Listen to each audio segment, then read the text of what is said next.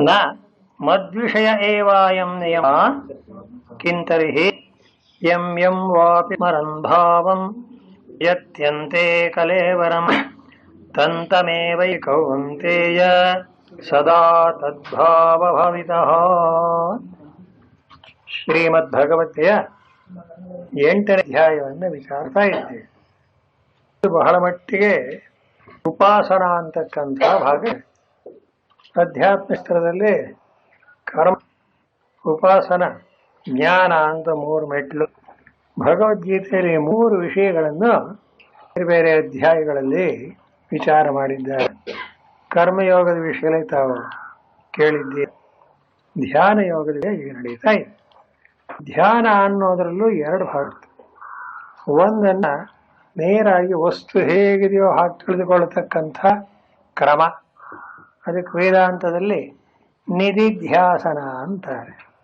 ಅದು ವಸ್ತುತಂತ್ರ ಅಂತ, ಅಂದರೆ ಪದಾರ್ಥ ಹೇಗಿದೆಯೋ ಹಾಗೆ ಚಿಂತನೆ ಮಾಡಿ. ಚಿಂತನೆ ಏನೋ ಮನಸ್ಸಿನಲ್ಲಿ ಮಾಡೋದು ನಿಜ, ಆದರೆ ಆ ಚಿಂತನೆ ಹೇಗಿದೆ, ಪದಾರ್ಥ ಹೇಗಿದೆಯೋ ಹಾಗೆ ಚಿಂತನೆ ಮಾಡೋದು. ಈ ಉದಾಹರಣೆಗೆ ಪರಬ್ರಹ್ಮ ನಿರ್ವಿಶೇಷವಾಗಿದೆ ಅಂದರೆ ನಿರ್ವಿಶೇಷವಾಗಿದೆ ಅಂತಲೇ ಚಿಂತನೆ ಮಾಡಬೇಕು. ಅದನ್ನು ನಿಧಿಧ್ಯಾಸನ ಅಂತ. ಇನ್ನೊಂದು ಧ್ಯಾನ ಅನ್ನೋದು ಉಪಾಸನೆಗೆ ಸೇರಿದ್ದು. ಉಪಾಸನೆಯಲ್ಲಿ ಏನು ವಿಶೇಷ ಅಂದರೆ ಅದನ್ನು ಕರ್ತೃತಂತ್ರ ಅಂತ. ಕರ್ತೃ ಅಂದರೆ ಯಾವನು ಚಿಂತನೆ ಮಾಡ್ತಾನೋ ಅವನು ತನ್ನ ಇಷ್ಟಾನುಸಾರ ಆ ತತ್ವವನ್ನೇ, ಆ ಭಗವಂತನನ್ನೇ ಗಂಡು ಅಂತಲೋ ಹೆಣ್ಣು ಅಂತಲೋ ಚಿಕ್ಕ ಮಗು ಅಂತಲೋ ದೊಡ್ಡವನು ಅಂತಲೋ ನೀವು ಹೇಗೆ ಬೇಕೋ ಹಾಗೆ ನಿಮ್ಮ ಒಂದಾನೊಂದು ಪ್ರೀತಿಗೆ ತಕ್ಕಂತೆ ಬದಲಾಯಿಸ್ಕೋಬಹುದು. ಅದನ್ನು ಕೂಡ ಶಾಸ್ತ್ರದಲ್ಲಿ ಹೇಳ್ತಾರೆ. ಯಾಕೆ ಅಂದರೆ ಎಲ್ಲ ರೂಪವು, ಎಲ್ಲ ಆಕಾರವು, ಎಲ್ಲ ತತ್ವವು ಭಗವಂತನೇ ಆಗಿರುವಾಗ ಅವನನ್ನು ಹೀಗೆ ಹಾಗೆ ಅಂತ ಹೇಳೋಕ್ಕಾಗಲ್ಲ.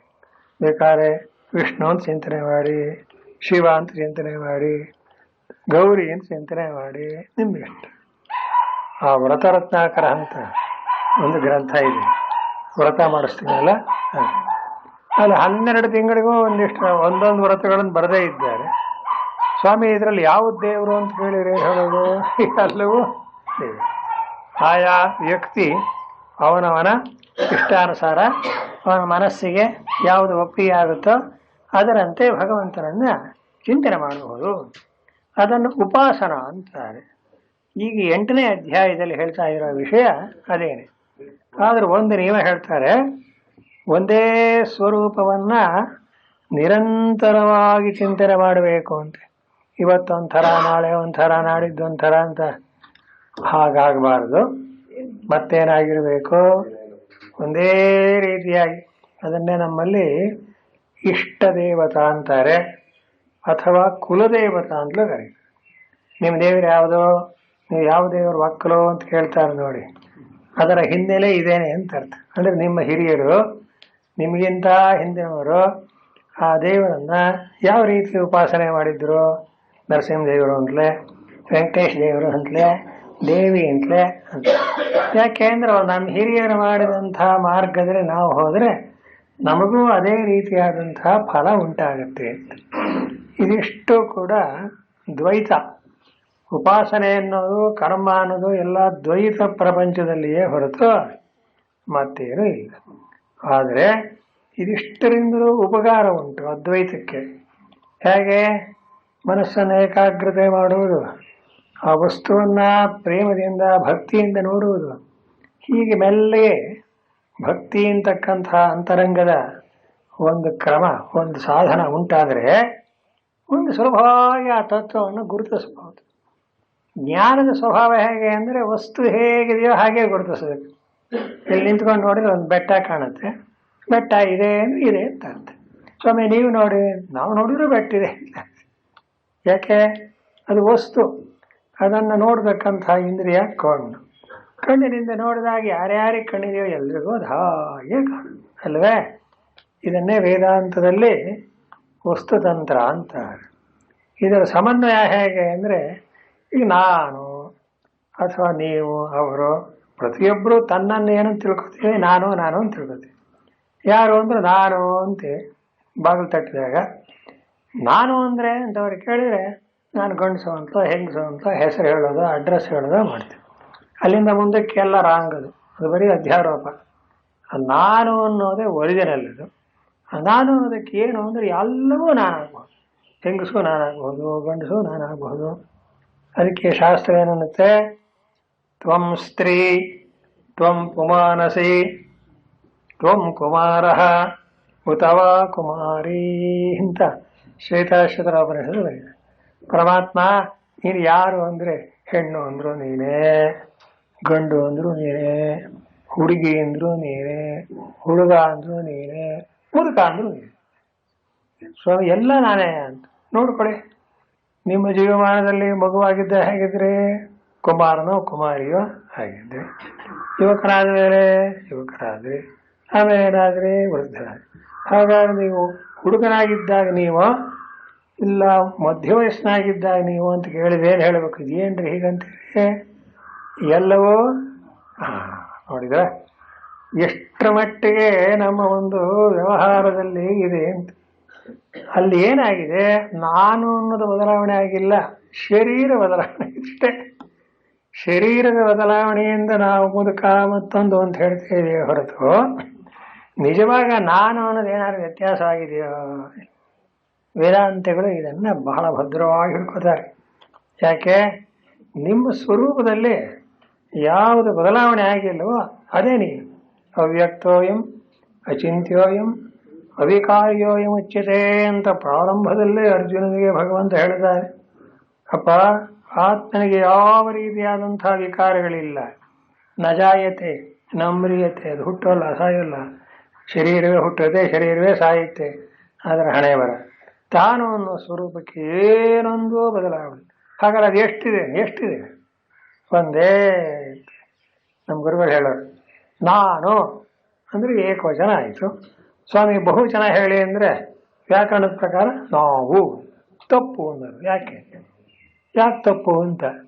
ನಾನು ಅನ್ನೋದು ಬಹುವಚನ, ನಾವು ವ್ಯಾಕರಣದಲ್ಲಿ ಇಲ್ಲವೇ ಅಂದ್ರೆ ವ್ಯಾಕರಣದಲ್ಲಿ ಇರಬಹುದು, ಅನುಭವದಲ್ಲಿ ಇಲ್ಲ. ಏನ್ರಿ ಹೀಗೆ ಹೇಳ್ತೀರಾ ಅಂತ ಹೇಳಿ. ನಾವು ಅಂದ್ರೆ ಏನಾಯ್ತು? ನಾನು, ನೀನು, ಅವನು ಎಲ್ಲ ಸೇರಿ ನಾವು. ನಾನು ಅಲ್ಲದ್ದು ಸೇರಿಸ್ಕೋಬೇಕು, ಇಲ್ಲದೇ ನಾವು ಆಗೋದೇ ಇಲ್ಲ ಅಲ್ವೇ? ಸ್ವಾಮಿ ನಾವೆಲ್ಲ ಅಂದ್ರೆ ನಾನು ಮತ್ತು ನಾನಲ್ಲದೆ ಇರ್ತಕ್ಕಂಥವೆಲ್ಲ ಸೇರ್ಕೊಂಡೆ. ಅದು ಹೇಗೆ ನಾನು ಅನ್ನೋದು ಬಹುವಚನ ಹೇಗೆ ಹೇಳ್ತೀರಿ ಹೇಳಿ ನೋಡೋಣ. ಅಂದಮೇಲೆ ಏನಾಯ್ತು?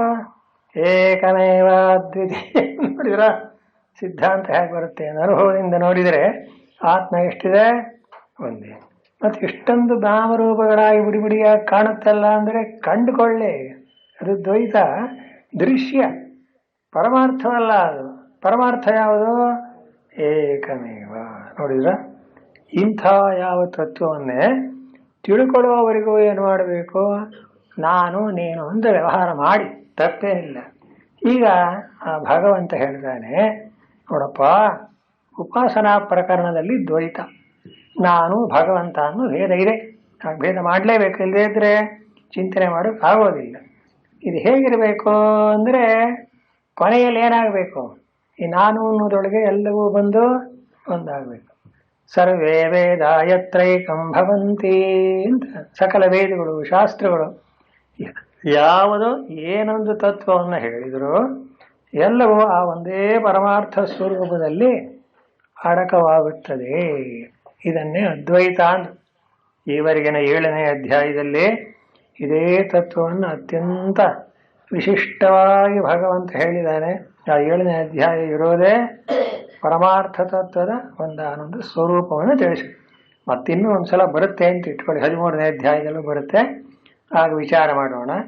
ಈಗ ಪ್ರಾರಂಭವಾಗಿರೋ 8ನೇ ಅಧ್ಯಾಯದಲ್ಲಿ ಮತ್ತೆ ಯಥಾ ಪ್ರಕಾರ ನಮಗೆಲ್ಲ ವ್ಯವಹಾರದಲ್ಲಿ ಚೆನ್ನಾಗಿ ಅರ್ಥವಾಗುವಂತೆ ಆ ಭಗವಂತನನ್ನ ಆರಾಧನೆ ಮಾಡದ ಕ್ರಮ ಹೇಳ್ತೇವೆ. ಇದರಲ್ಲಿ 2 ಉಂಟು. ಶರೀರದಿಂದಲೂ ಮಾಡಬಹುದು, ಮನಸ್ಸಿನಿಂದಲೂ ಮಾಡಬಹುದು. ಶರೀರದಿಂದ ಮಾಡೋದಕ್ಕಿಂತ ಮನಸ್ಸಿನಿಂದ ಮಾಡತಕ್ಕಂಥದ್ದು ಶ್ರೇಷ್ಠ ಅಂತ ಹೇಳ್ತಾರೆ. ಅಲ್ಲದೆ ಒಂದು ರೀತಿಯಲ್ಲಿ ಸುಲಭ, ಒಂದು ರೀತಿಯಲ್ಲಿ ಕಷ್ಟ. ಕಷ್ಟ ಏನು ಅಂದರೆ ನಿರಂತರವಾಗಿ ಆ ವಸ್ತುಗಳನ್ನೇ ಜ್ಞಾಪಕ ಮಾಡ್ಕೊತಾ ಇರಬೇಕು. ಮಾನಸ ಪೂಜೆ ಅಂತ ಮಾಡ್ತಾರೆ ನೋಡಿ.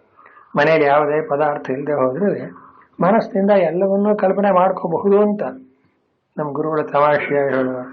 ಮಾಡ್ಕೋಬಹುದು. ನಿಜ, ಭಗವಂತನ ಅಭಿಷೇಕಕ್ಕೆ ಗಂಗಾ ತೀರ್ಥನೇ ತಂದಿದ್ದೀನಿ, ಅಭಿಷೇಕ ಮಾಡ್ತಾ ಇದ್ದೀನಿ ಅಂತೆಲ್ಲ ಜ್ಞಾಪಕ ಮಾಡ್ಕೋಬಹುದು. ಆ ನಡುವೆ ಇನ್ನೇನೋ ಒಂದು ಜ್ಞಾಪಕ ಮಾಡ್ತಾರೆ. ಈ ಮನಸ್ಸಿನ ಚಾಂಚಲ್ಯ ಎಷ್ಟಿರುತ್ತೆ ಅಂದರೆ, ದೇವ್ರಿಗೊಂದು ಹೂ ಬಿಡಬೇಕು ಅಂತ ಜ್ಞಾಪಿಸ್ಕೊತಾ ಇದ್ರೆ ಹೂವಿನ ತೋಟವ ಹೂ ಕುಯ್ದದ್ದು ಜ್ಞಾಪಕ ಆಗಿ ಎಲ್ಲೋ ಹೋಗ್ಬಿಡುತ್ತೆ ಮನಸ್ಸು. ಅದರ ಸ್ವಭಾವ ಹಾಗೆ. ಆದ್ರಿಂದಲೇ ಶಾಸ್ತ್ರದಲ್ಲಿ ಏನು ಹೇಳ್ತಾರೆ, ಶಾರೀರಿಕವಾಗಿ ಮೊದಲು ಮಾಡಿ ಅಭ್ಯಾಸ ಮಾಡ್ಕೊಳ್ಳಿ, ಆಮೇಲೆ ನಿಮಗೆ ಆ ದ್ರವ್ಯ ಇಲ್ಲದೆ ಹೋದರೂ ಮಾನಸಿಕವಾಗಿ ಮಾಡಬಹುದು. ಈ ಎರಡು ಏನಾಗಿದೆ, ಶರೀರವನ್ನಾಗಲಿ ಮನಸ್ಸನ್ನಾಗಲಿ, ಅಂದರೆ ಶರೀರದಿಂದ ಮಾಡುವಾಗಲೂ ಮನಸ್ಸಿನ ಸಹಕಾರ ಬೇಕೇ ಬೇಕು. ಮನಸ್ಸಿನ ಸಹಕಾರ ಇಲ್ಲದೆ ಇದ್ರೆ ಬರೀ ಶರೀರ ಏನು ಮಾಡುತ್ತೆ? ನಾವು ಮನಸ್ಸಿನಲ್ಲಿ ಚಿಂತನೆ ಮಾಡದೆ ಹೋದರೆ ಯಾವ ಕಾರ್ಯನೂ ಮಾಡೋಕ್ಕಾಗಲ್ಲ. ಅದು ನಿಜ. ಅದಕ್ಕೆ ವೇದದಲ್ಲಿ ಏನಂತಾರೆ, ತಸ್ಮಾದ್ಯತ್ ಪುರುಷೋ ಮನಸಾಭಿಗಚ್ಚತಿ ತದ್ವಾಚಾ ವದತಿ ತತ್ಕರ್ಮಣ ಕರೋತಿ ಎಂದಾನೆ ಒಬ್ಬ ಋಷಿ. ಮನುಷ್ಯ ಏನು ಕಾರ್ಯ ಮಾಡಬೇಕಾದರೂ ಮನಸಾಭಿಗಚ್ಚತಿ, ಮೊದಲು ಮನಸ್ಸಿಗೆ ತಂದ್ಕೋತಾನೆ. ಇಲ್ಲಿ ತಾವೆಲ್ಲ ಬರಬೇಕು ಅಂದರೆ ಹೊಳೆಯನ್ನು ಸೈಬರಕ್ಕೆ ಹೋಗಬೇಕು ಅಂತ ನೀವು ಬರೋಕ್ಕೆ ಮುಂಚೆನೆ ನಿಮ್ಮ ಮನಸ್ಸಿನಲ್ಲದು ತೀರ್ಮಾನ ಆಗಿರಬೇಕು ಅಲ್ಲವೇ? ಹಾಗೆ ಮನಸಾಭಿಗಚ್ಚತಿ. ಆಮೇಲೆ ತದ್ ವಾಚಾವದತೆ, ಅದನ್ನು ಇನ್ನೊಬ್ಬರಿಗೆ ಬಾಯಿನಲ್ಲಿ ಮಾತಿನಲ್ಲಿ ಹೇಳ್ತಾನೆ. ಆಮೇಲೆ ಕರ್ಮಣ ಕರೋತಿ, ಅದನ್ನು ಪ್ರಾಕ್ಟೀಸ್ ಮಾಡಿ ಕರ್ಮ ರೂಪದಿಂದ ಮಾಡ್ತಾರೆ.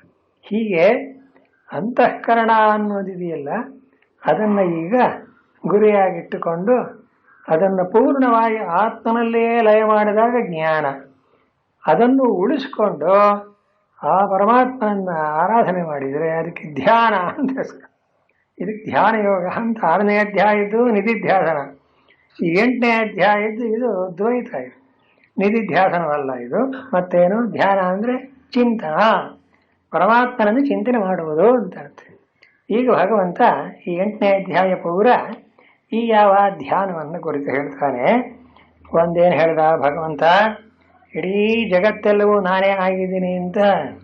ಕಿಂತದ್ ಬ್ರಹ್ಮ ಕಿಮಧ್ಯಾತ್ಮಂ ಅಂತ ಅರ್ಜುನ ಕೇಳಿದ್ದಕ್ಕೆ ಬ್ರಹ್ಮ ಅಂದ್ರೆ ಅಕ್ಷರ, ಸ್ವಭಾವೇ ಅಧ್ಯಾತ್ಮ ಅಂತ ಇದೆಲ್ಲ ವಿಷಯ ಹೇಳಿಕೊಂಡು ಬಂದು ಈಗಂತಾನೆ, ಅಪ್ಪ ಅರ್ಜುನ, ಜಗತ್ತೆಲ್ಲವೂ ಕೂಡ ನಾನೇ ಎಂಬುದನ್ನು ಮರಿಬೇಡ.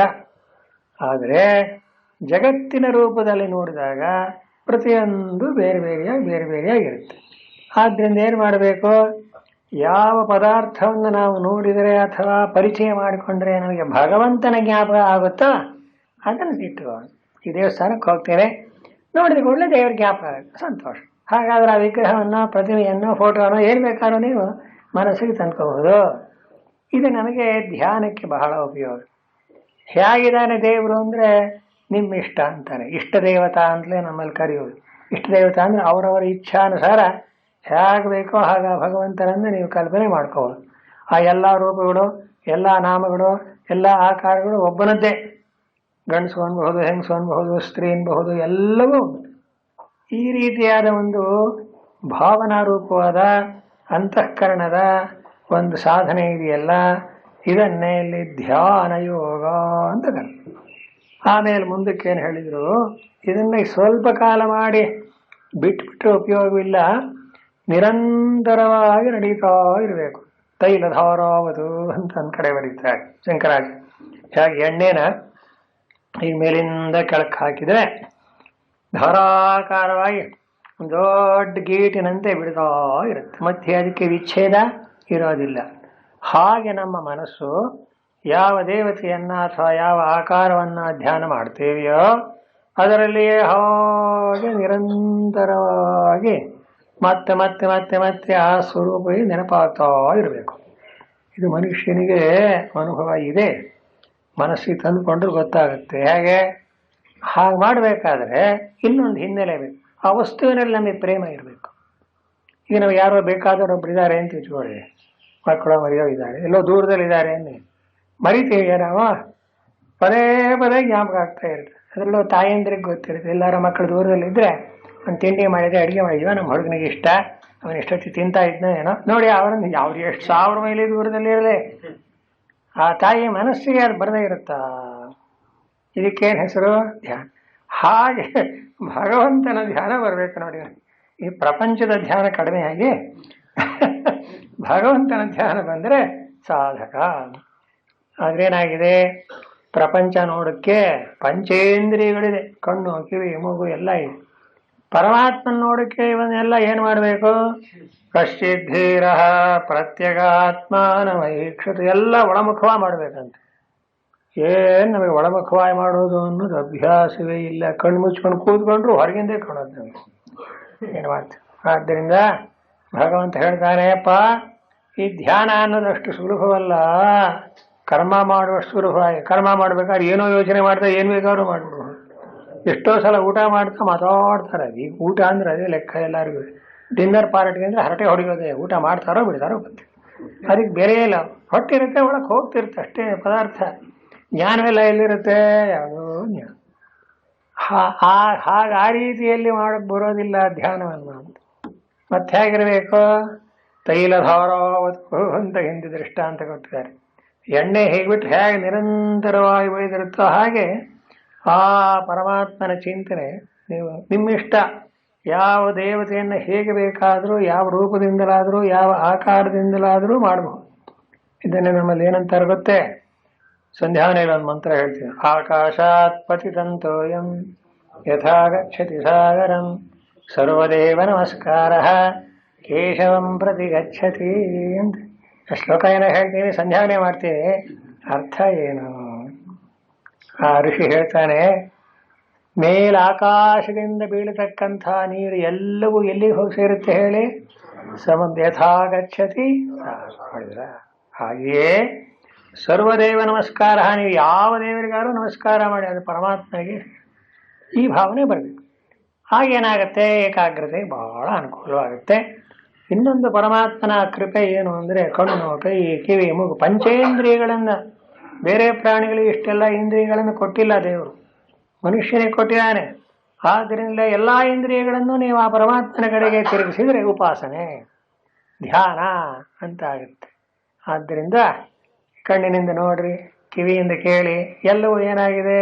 ಯತ್ ಪಶ್ಯತಿ ಯತ್ ಶೃಣೋತಿ ಸರ್ವಂ ವಾಸುದೇವ, ಅಷ್ಟು ಪರಮಾತ್ಮನೇ ಅನ್ನೋ ಭಾವನೆಯಿಂದ ಈ ಇಂದ್ರಿಯಗಳನ್ನೆಲ್ಲ ಆ ಭಗವಂತನ ಒಂದಾನಂದು ಕಡೆಗೆ ತಿರುಗಿಸಬೇಕು. ಇದನ್ನೇ ವೇದಾಂತದಲ್ಲಿ ಧ್ಯಾನ ಅಂತ. ಈ ಧ್ಯಾನವನ್ನು ಹೇಳ್ತಾ ಮುಂದಕ್ಕೆ ಒಂದು ಮಾತು ಬಂದಿದ್ದಾರೆ ಇವತ್ತು. ಅಂತಕಾಲೇ ಚ ಮಾಮೇವ, ಆ ಶ್ಲೋಕ ಓದಿದ್ದೀವಿ. ಸ್ಮರನ್ ಮುಕ್ತ್ವಾ ಕಳೇವರಂ ಯಃ ಪ್ರಯಾತಿ ಸಮದ್ಭಾವಂ ಯಾತಿ ನಾಸ್ತ್ಯತ್ರ ಸಂಶಯ ಅಂತ ಭಗವಂತ ಹೇಳ್ದ.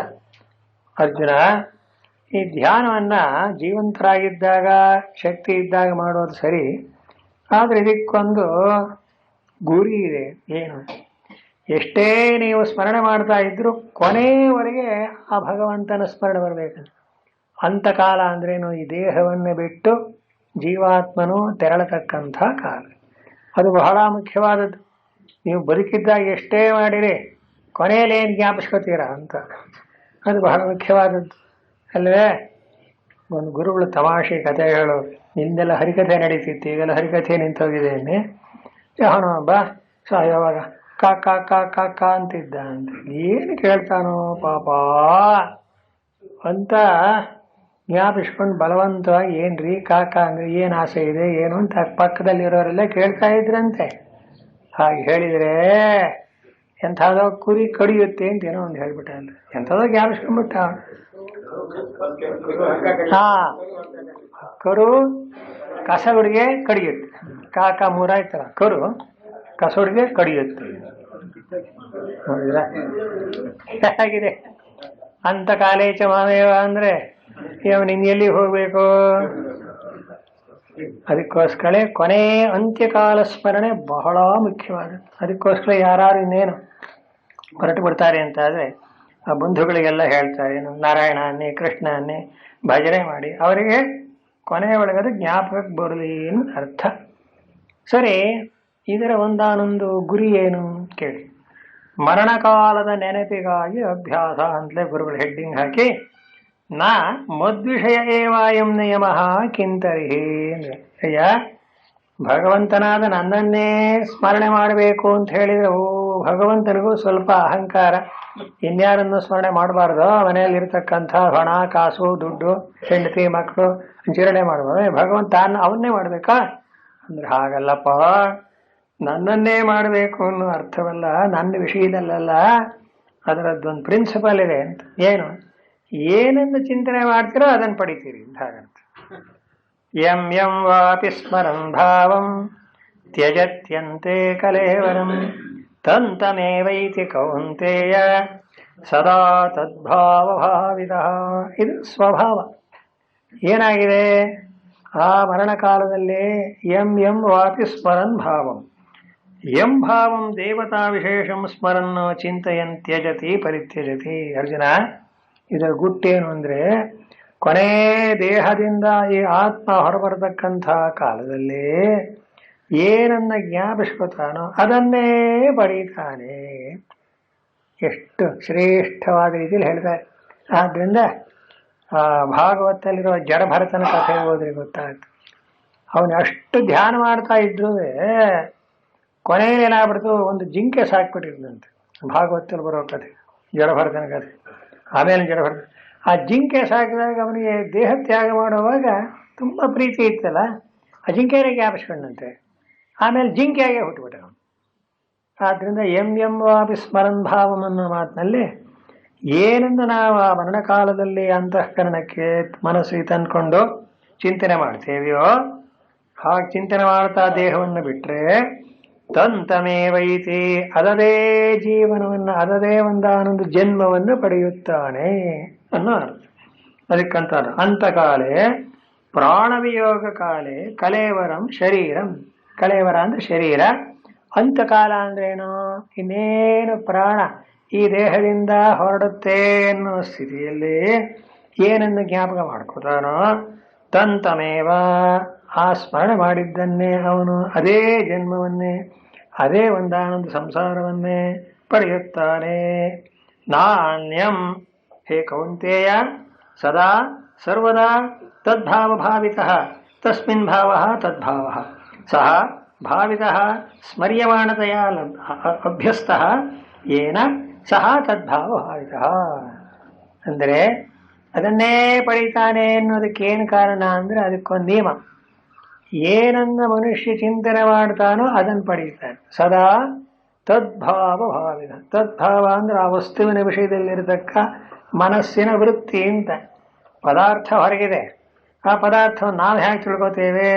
ಅಂತಃಕರಣದಲ್ಲಿ ವೃತ್ತಿ ರೂಪವಾಗಿ ತಿಳ್ಕೊತೀವಿ. ಆದ್ದರಿಂದಲೇ ಅಂತ್ಯಕಾಲದಲ್ಲಿ ನಿಮ್ಮ ಮನಸ್ಸಿನಲ್ಲಿ ಏನು ವೃತ್ತಿ ಬರುತ್ತದೆಯೋ ಆ ವಸ್ತುವನ್ನೇ ಹೊಡಿತಾನೆ. ಜಡಭರತನ ಕಥೆ ಹೇಳಿದ ಹಾಗೆ ಜಿಂಕೆನೇ ಧ್ಯಾನ ಮಾಡ್ತಾ ಅವನು ಪ್ರಾಣ ಬಿಟ್ಟ ಅಂದ್ರೆ ಜಿಂಕೆ ಹುಡ್ತಾನೆ ಅಂತ. ಹಾಗೆ ಆ ಜಿಂಕೆ ಜನ್ಮ ಬಂತು ಅವನಿಗೆ, ಆಮೇಲೆ ಬಿಡುಗಡೆ ಆಯಿತು ಅಂತ ಕಥೆ ಇರ್ತಕ್ಕದ್ದು. ಆದ್ದರಿಂದ ಅದಕ್ಕೇನು ಮಾಡಬೇಕೋ ಮುಂದಕ್ಕೆ ಕೇಳಿ. ಯಸ್ಮಾತ್ ಅಂತ ಈಗ ಆ ಶ್ಲೋಕವನ್ನ ಮುಂದಿನ ಶ್ಲೋಕಕ್ಕೆ ಅನ್ವಯಿಸಿ ಅರ್ಥ ಮಾಡ್ತಾರೆ. ಹಾಕ್ಕೊಳ್ಳಿ ಬಿಡಿ, ಏನು ಚಿಂತನೆ ಬರುತ್ತೋ ಅದನ್ನೇ ಪಡೀತಾನೆ ಅಂದರೆ ಪಡ್ಕೊಳ್ಳೋಣ. ಒಳ್ಳೇದನ್ನೇ ಚಿಂತನೆ ಮಾಡಿ ಒಳ್ಳೇದು ಬರ್ತೋ ಇಲ್ವಾ? ಸರಿ ಅಂದರೆ ಹೌದು. ಆದ್ದರಿಂದಲೇ ಕೇಳು. ಯಸ್ಮಾದೇವಂ ಅಂತ್ಯಾಭಾವನಾ ದೇಹಾಂತರ ಪ್ರಾಪ್ತವು ಕಾರಣಂ. ಅದಕ್ಕೆ ಸಂಬಂಧ ಬರೀತಾರೆ. ಹೀಗೆ ಅತ್ಯಂತ ಕಟ್ಟಕಡೆಯದಾದಂಥ ಮಾನಸಿಕವಾದ ಭಾವನೆ ಶರೀರವನ್ನು ಬಿಡುವಾಗ ಯಾವನಿಗೆ ಯಾವ ಭಾವನೆ ಬರುತ್ತದೆಯೋ ಅದೇ ಮುಂದಿನ ದೇಹವನ್ನು ಉಂಟು ಮಾಡುತ್ತೆ. ಈಗ ನಾವೆಲ್ಲ ಮನುಷ್ಯರಾಗಿ ಹುಟ್ಟಿದ್ದೇವೆ ಅಂದರೆ ಈ ನ್ಯಾಯದ ಪ್ರಕಾರ ಏನಾಗಿದೆ? ನಾವೆಲ್ಲ ಮನುಷ್ಯರಾಗಿ ಹುಟ್ಟಬೇಕು ಅಂತ ಚಿಂತನೆ ಮಾಡಿರಬೇಕು, ತುಂಬ ಒಳ್ಳೆಯದೇ ಆಯಿತು. ಅದರಲ್ಲೂ ವೇದಾಂತ ಕೇಳಬೇಕು ಅಂತ ಚಿಂತನೆ ಮಾಡಿರಬೇಕು, ಇಲ್ಲದೇ ಬರೋಕ್ಕಾಗೋಲ್ಲ. ನೋಡಿದ್ರ ಇಷ್ಟರ ಮಟ್ಟಿಗೆ ಪ್ರೋಗ್ರೆಸ್ ಆಗಿದೆ ನಮ್ಮ ಜೀವಾತ್ಮನಲ್ಲಿ. ಇದನ್ನೇನು ಮಾಡಬೇಕು? ಮತ್ತೆ ಬೆಳೆಸ್ಬೇಕು. ಪರಮಾತ್ಮನನ್ನೇ ಸೇರಬೇಕು ಅನ್ನೋ ಭಾವನೆ ಬರೋವರೆಗೆ, ಬದುಕಿರೋವರೆಗೂ ಕೂಡ ಪರಮಾತ್ಮನ ಚಿಂತನೆ ಅಂತಾರಲ್ಲ, ತಮೇವ ಚಾರ್ಚಯನ್ ನಿತ್ಯಂ ಭಕ್ತ್ಯಾ ಪುರುಷಮವ್ಯಯಂ ಧ್ಯಾಯನ್ ಸ್ತುವನ್ ನಮಸ್ಯಂಶ್ಚ ಯಜಮಾನಸ್ತಮೇವ. ನೋಡಿ ಆ ಒಂದು ಜೀವನದ ಗುರಿಯನ್ನ ಜ್ಞಾನಿಗಳು ಹೇಗೆ ಹೇಳ್ತಾರೆ ಅಂದ್ರೆ, ಆ ಪರಮಾತ್ಮನ ಧ್ಯಾನ ಮಾಡ್ತಾ ಇದ್ದೀರೋ ಇಲ್ವೋ ಅವನ್ನೇ ಕೂತ್ಕೊಂಡು ಪೂಜೆ ಮಾಡಿ. ದೇವರೊಬ್ಬನೇ ಪೂಜೆ ಮಾಡಿದ್ರು ಆ ಭಗವಂತನನ್ನೇ ಮಾಡಿ, ಭಕ್ತಿಯಿಂದ ಧ್ಯಾನ ಮಾಡಿ, ಧ್ಯಾಯನ್ ಸ್ತುವನ್ ಸ್ತೋತ್ರ ಮಾಡಿ, ನಮಸ್ಯನ್ ನಮಸ್ಕಾರ ಮಾಡಿ, ಯಜಮಾನ ಆ ಭಗವಂತನಿಗಾಗಿ ಯಜ್ಞಯಾಗಾದಿಗಳನ್ನು ಮಾಡ್ರಿ. ನೋಡಿ ನಮ್ಮ ಸಂಸ್ಕೃತಿ ಯಾವ ಮಟ್ಟದಲ್ಲಿದೆ. ಅದಕ್ಕೋಸ್ಕರ ಕುಲದೇವರು ಅಂತೀವಿ ನಾವು. ಕುಲದೇವರು ಅಂದ್ರೆ ನಮ್ಮ ವಂಶಕ್ಕೆ ಒಲಿದು ಬಂದಿರೋದು ಅಂತ ಸಾಕು. ಅದೇ ನಾಮ, ಅದೇ ರೂಪ, ಅದೇ ಆಕಾರವನ್ನೇ ನಿರಂತರವಾಗಿ ಮಾಡ್ತಾ ಇರ್ಬೇಕು. ಅದಕ್ಕಂತಾನೆ ಹೀಗೆ ಈ ಒಂದಾನೊಂದು ಅನುಸಂಧಾನದಲ್ಲಿ ಏನನ್ನ ಮುಂದೆ ಪಡೀತಾನೆ ಜೀವ ಎಂಬುದಕ್ಕೆ ಗುರಿ ಇರೋಣದ್ರಿಂದ ಅಂತ್ಯಭಾವನಾ, ದೇಹದಲ್ಲಿ ಆತ್ಮ ಇದ್ದಾಗ ಅದು ದೇಹವನ್ನು ಬಿಟ್ಟು ಹೊರಡೋ ಕಾಲಕ್ಕೆ ಕಟ್ಟ ಕಡೆಯ ಒಂದಾನೊಂದು ಭಾವನೆ ಏನಿರಬೇಕೋ ಭಗವಂತನ ಭಾವನೆ ಇರು. ಅದಕ್ಕೋಸ್ಕರ ಯಾರು ದೇಹತ್ಯಾಗ ಮಾಡ್ತಾ ಇದ್ರೆ ಭಜನೆ ಮಾಡ್ರಿ, ರಾಮ ರಾಮ ಅಂತೆಲ್ಲ ಹೇಳ್ಕೊಡ್ತೀವಿ. ನಿಜ ದೇಹಾಂತರ ಪ್ರಾಪ್ತವು ಕಾರಣಂ. ಹೀಗಿರೋದ್ರಿಂದ ತಸ್ಮಾತ್ ಅಂತ ಈಗ ಅರ್ಜುನಿಗೆ ಭಗವಂತ ಹೇಳ್ತಾನೆ, ಕೇಳು. ಸರ್ವೇಷು ಕಾಲೇಶು ತಸ್ಮಾತ್ ಸರ್ವೇಷು ಕಾಲೇಶು ಮಾಂ ಅನುಸ್ಮರ ಅಂದ್ರೆ ಯಥಾಶಾಸ್ತ್ರಂ ಅಂತ ಭಗವಂತ ಅರ್ಜುನಿಗೆ ಹೇಳ್ತಾನೆ. ಅರ್ಜುನ, ಆದ್ದರಿಂದ ನೀನು ಏನೇ ಒಂದಾನೊಂದು ವ್ಯವಹಾರ ಮಾಡ್ತಾ ಇದ್ದರೂ ಕೂಡ ಎಲ್ಲಾ ಕಾಲದಲ್ಲಿಯೂ ಮಾಂ ಅನುಸ್ಮರ, ನನ್ನನ್ನ ಸ್ಮರಣೆ ಮಾಡ್ತಾ ಇರು. ಸ್ಮರ ಅಂತ ಹೇಳಿದ್ರೆ ಸ್ಮರಣೆ ಮಾಡುವಂತ ಅರ್ಥ ಆಗ್ಬಿಡುತ್ತೆ. ಅನುಸ್ಮರ ಅಂತ ಯಾಕೆ ಬರೆದ್ರು ಅಂತ ಅದಕ್ಕೆ ಶಂಕರ ಭಾಷ್ಯದಲ್ಲಿ ಅರ್ಥ ವಿವರಣೆ ಕೊಡ್ತಾರೆ. ಅನು ಅಂದ್ರೆ ಶಾಸ್ತ್ರಾಚಾರ್ಯೋಪದೇಶಂ ಅನು. ನಿಂಗೇನೇನು ಜ್ಞಾಪಕ ಆಗುತ್ತೋ ಅದನ್ನು ಸ್ಮರಣೆ ಮಾಡೋದಲ್ಲ ನಾವು ಹೇಳಿದ್ದು. ಶಾಸ್ತ್ರದಲ್ಲಿ ದೇಹತ್ಯಾಗ ಕಾಲಕ್ಕೆ ಏನನ್ನು ಸ್ಮರಣೆ ಮಾಡಬೇಕು ಅಂತ ಹೇಳಿದಾರೋ ಅದನ್ನು ಮಾಡಬೇಕು ಅಂತ. ಅಲ್ಲೇನು ಹೇಳಿದ್ದಾರೆ? ಭಗವಂತನನ್ನು ಜ್ಞಾಪಕ ಮಾಡಿಕೊಡಿ ಅಂದ. ಸರ್ವೇಷ ಕಾಲೇಶು ಅಂದನ ಭಗವಂತ. ಅಯ್ಯ ಅರ್ಜುನ, ಪರಮಾತ್ಮನಾದ ಭಗವಂತನಾದ ನನ್ನನ್ನು ನೆನಪು ಮಾಡ್ಕೋತಾ ಇರು ಅಂತ. ನೋಡೋಣ ಬಿಡಿ, ಇನ್ನು ದೇಹತ್ಯಾಗದ ಕಾಲದಲ್ಲಿ ಮಾಡಿದ್ರಾಯ್ತು ಅನ್ಬಾರ್ದು, ಈಗಿನಿಂದ ಮಾಡಿರಬೇಕು ಅಂತ ಅರ್ಥ.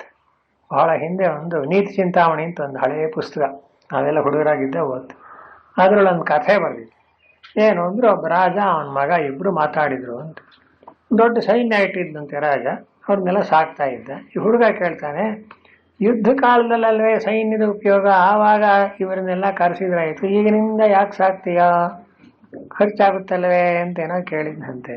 ಅದು ಸರಿ, ಹಾಗಾಗೋದಿಲ್ಲ, ನಿನಗೊಂದು ದೃಷ್ಟಾಂತ ಹೇಳ್ತೀನಿ ಕೇಳು ಅಂತ.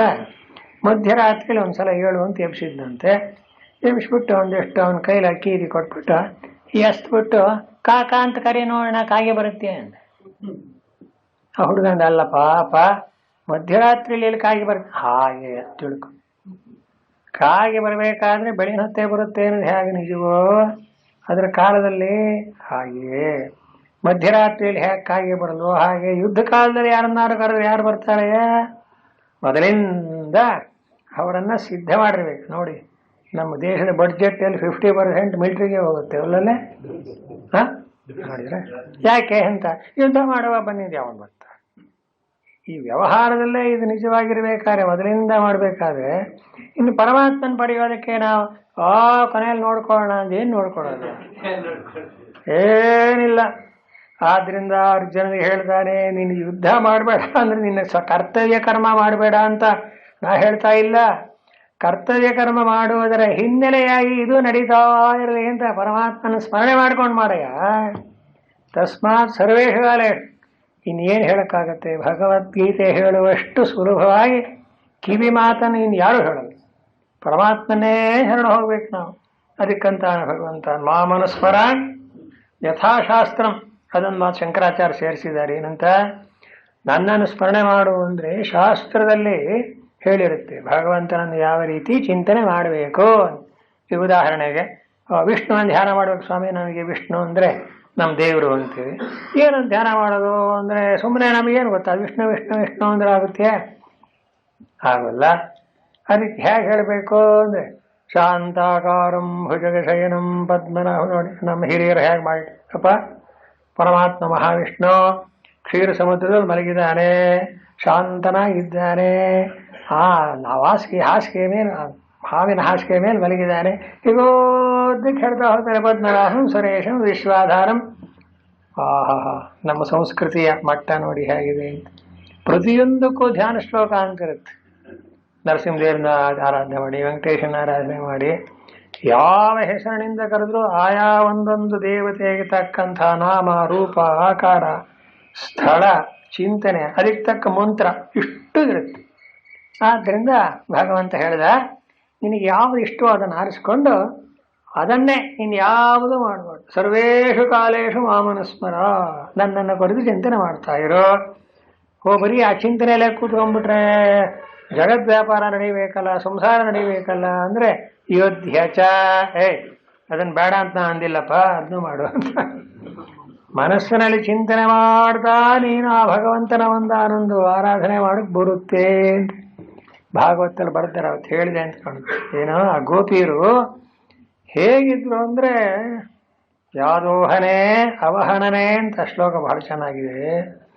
ಅವ್ರಿಗಿನ್ನೇನು ತಿಳುವಳಿಕೆ ಇಲ್ವಲ್ಲ, ಯಾವುದೇ ಎಜುಕೇಶನ್ ಏನಿಲ್ಲ, ಎಲ್ಲ ಸಾಮಾನ್ಯ ಹಳ್ಳಿ ಹೆಂಗಸರು ಪಾಪ.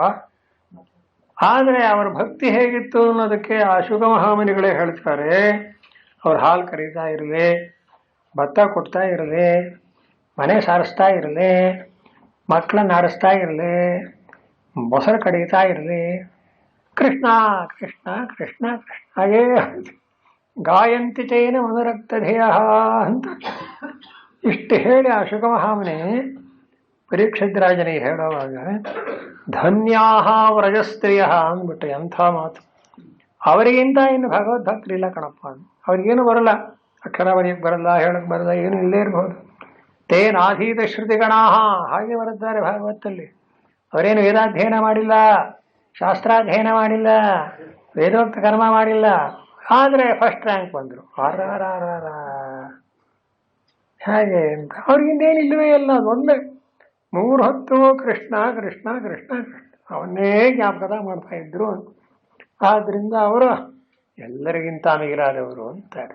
ಇದು ಕಲಿಯುಗಕ್ಕೆ ಬಹಳ ಮುಖ್ಯವಾದಂತಹ ವಿಚಾರ. ಅದು ನಾವು ಆ ಕೆಲಸ ಇದೆ, ಈ ಕೆಲಸ ಇದೆ, ಪುರುಸತ್ತಾಗಲ್ಲ, ದೇವ್ರ ಪೂಜೆ ಮಾಡಿ ಎಲ್ಲ ಸರಿ ಕಣಪ್ಪ, ಭಗವಂತನ ನೆನೆಯೋದಕ್ಕೆ ಏನು ಅಡ್ಡಿಯಾಗಿದೆ ಹೇಳಿ ನೋಡೋಣ ಅಂತ. ಒಂದೇ ಒಂದು ಅಡ್ಡಿಯಾಗಿರೋದು ನಾವು ಮನಸ್ಸು ಮಾಡಬೇಕಷ್ಟೇನೆ. ಆ ಮನಸ್ಸೆಲ್ಲೆಲ್ಲೋ ಹೋಗ್ತಾ ಇರೋದು. ಬಹಳ ಹಿಂದೆ ಒಂದು ಸಣ್ಣ ಉದಾಹರಣೆ ಯಾರು ಹೇಳಿದ್ರು ಜ್ಞಾಪಕ ಆಯಿತು. ಜಗದ್ಗುರು ಚಂದ್ರಶೇಖರ ಭಾರತಿಗಳು ಶೃಂಗೇರಿ ಪೀಠದ ಮಹಾಸ್ವಾಮಿಗಳು ನಿರ್ಯಾಣ ಹೊಂದಿದ್ದಾರೆ. ಅವ್ರ ವಿಷಯ ಗೊತ್ತಿದೆ. ಅವ್ರ ಹತ್ರ ಒಬ್ಬ ಮದ್ರಾಸ್ನಿಂದ ಒಬ್ಬ ಬಂದಂತೆ. ಅವ್ರ ಮನೇಲಿ ದೇವ್ರನ್ನೆಲ್ಲ ಕಟ್ಕೊಂಡು ತಂದ್ಬಿಟ್ಟಿದ್ದ ಪಾಪ. ಯಾಕೆ ಅಂದ್ರೆ ಮಠಕ್ಕೆ ಕೊಟ್ಬಿಟ್ರೆ ದಿನ ದೇವ್ರ ಪೂಜೆ ಆಗುತ್ತೆ, ನನಗೆ ಮಾಡಕ್ ಪುರ್ಸತ್ತಿಲ್ಲ. ಸಾಮಾನ್ಯ ಹಾಗೆ ಮಾಡ್ತಾರೆ. ಆ ಗುರುಗಳೆಲ್ಲ ಹೋಗಿ ಅಂದಂತೆ, ಏನಪ್ಪ ಇದು ಮನೆ ದೇವರು ತಂದೆ, ಇದ್ಯಾಕೆ ಇಲ್ಲಿ ತಂದೆ?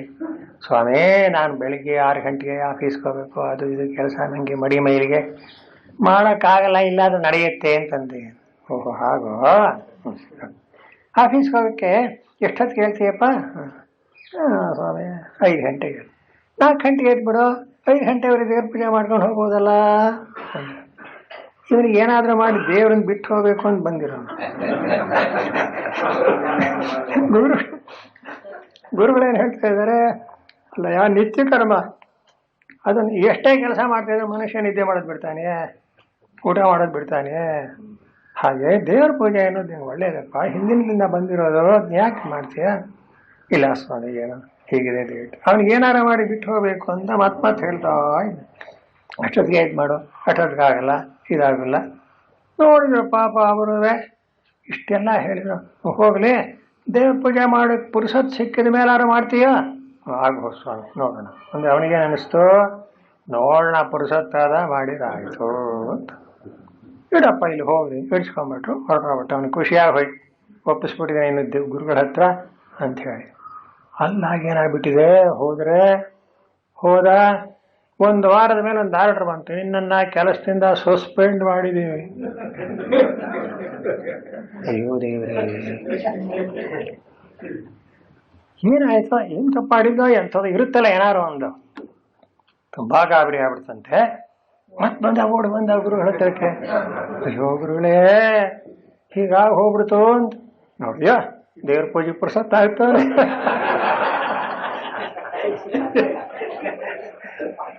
ಆ ದೇವರನ್ನು ಹೊರಹಾಕಿದೆಯಲ್ಲ ನೀನು, ನಾ ಹೇಳಿದ್ದಕ್ಕೆ ಕೇಳಲಿಲ್ಲವಲ್ಲ ನೀನು, ಬಾಕಿದಕ್ಕೆಲ್ಲ ಪುರ್ಸತ್ತಿದೆ. ತಪ್ಪಾಯ್ತು, ತಗೊಂಡು ಪೂಜೆ ಮಾಡು. ತೆಪ್ಪಗೆ ತಗೊಂಡು ಹೋದ. ಪೂಜೆ ಮಾಡಿದ, ಸಸ್ಪೆನ್ಷನ್ ಅನ್ನ ಕ್ಯಾನ್ಸಲ್ ಮಾಡಿದ.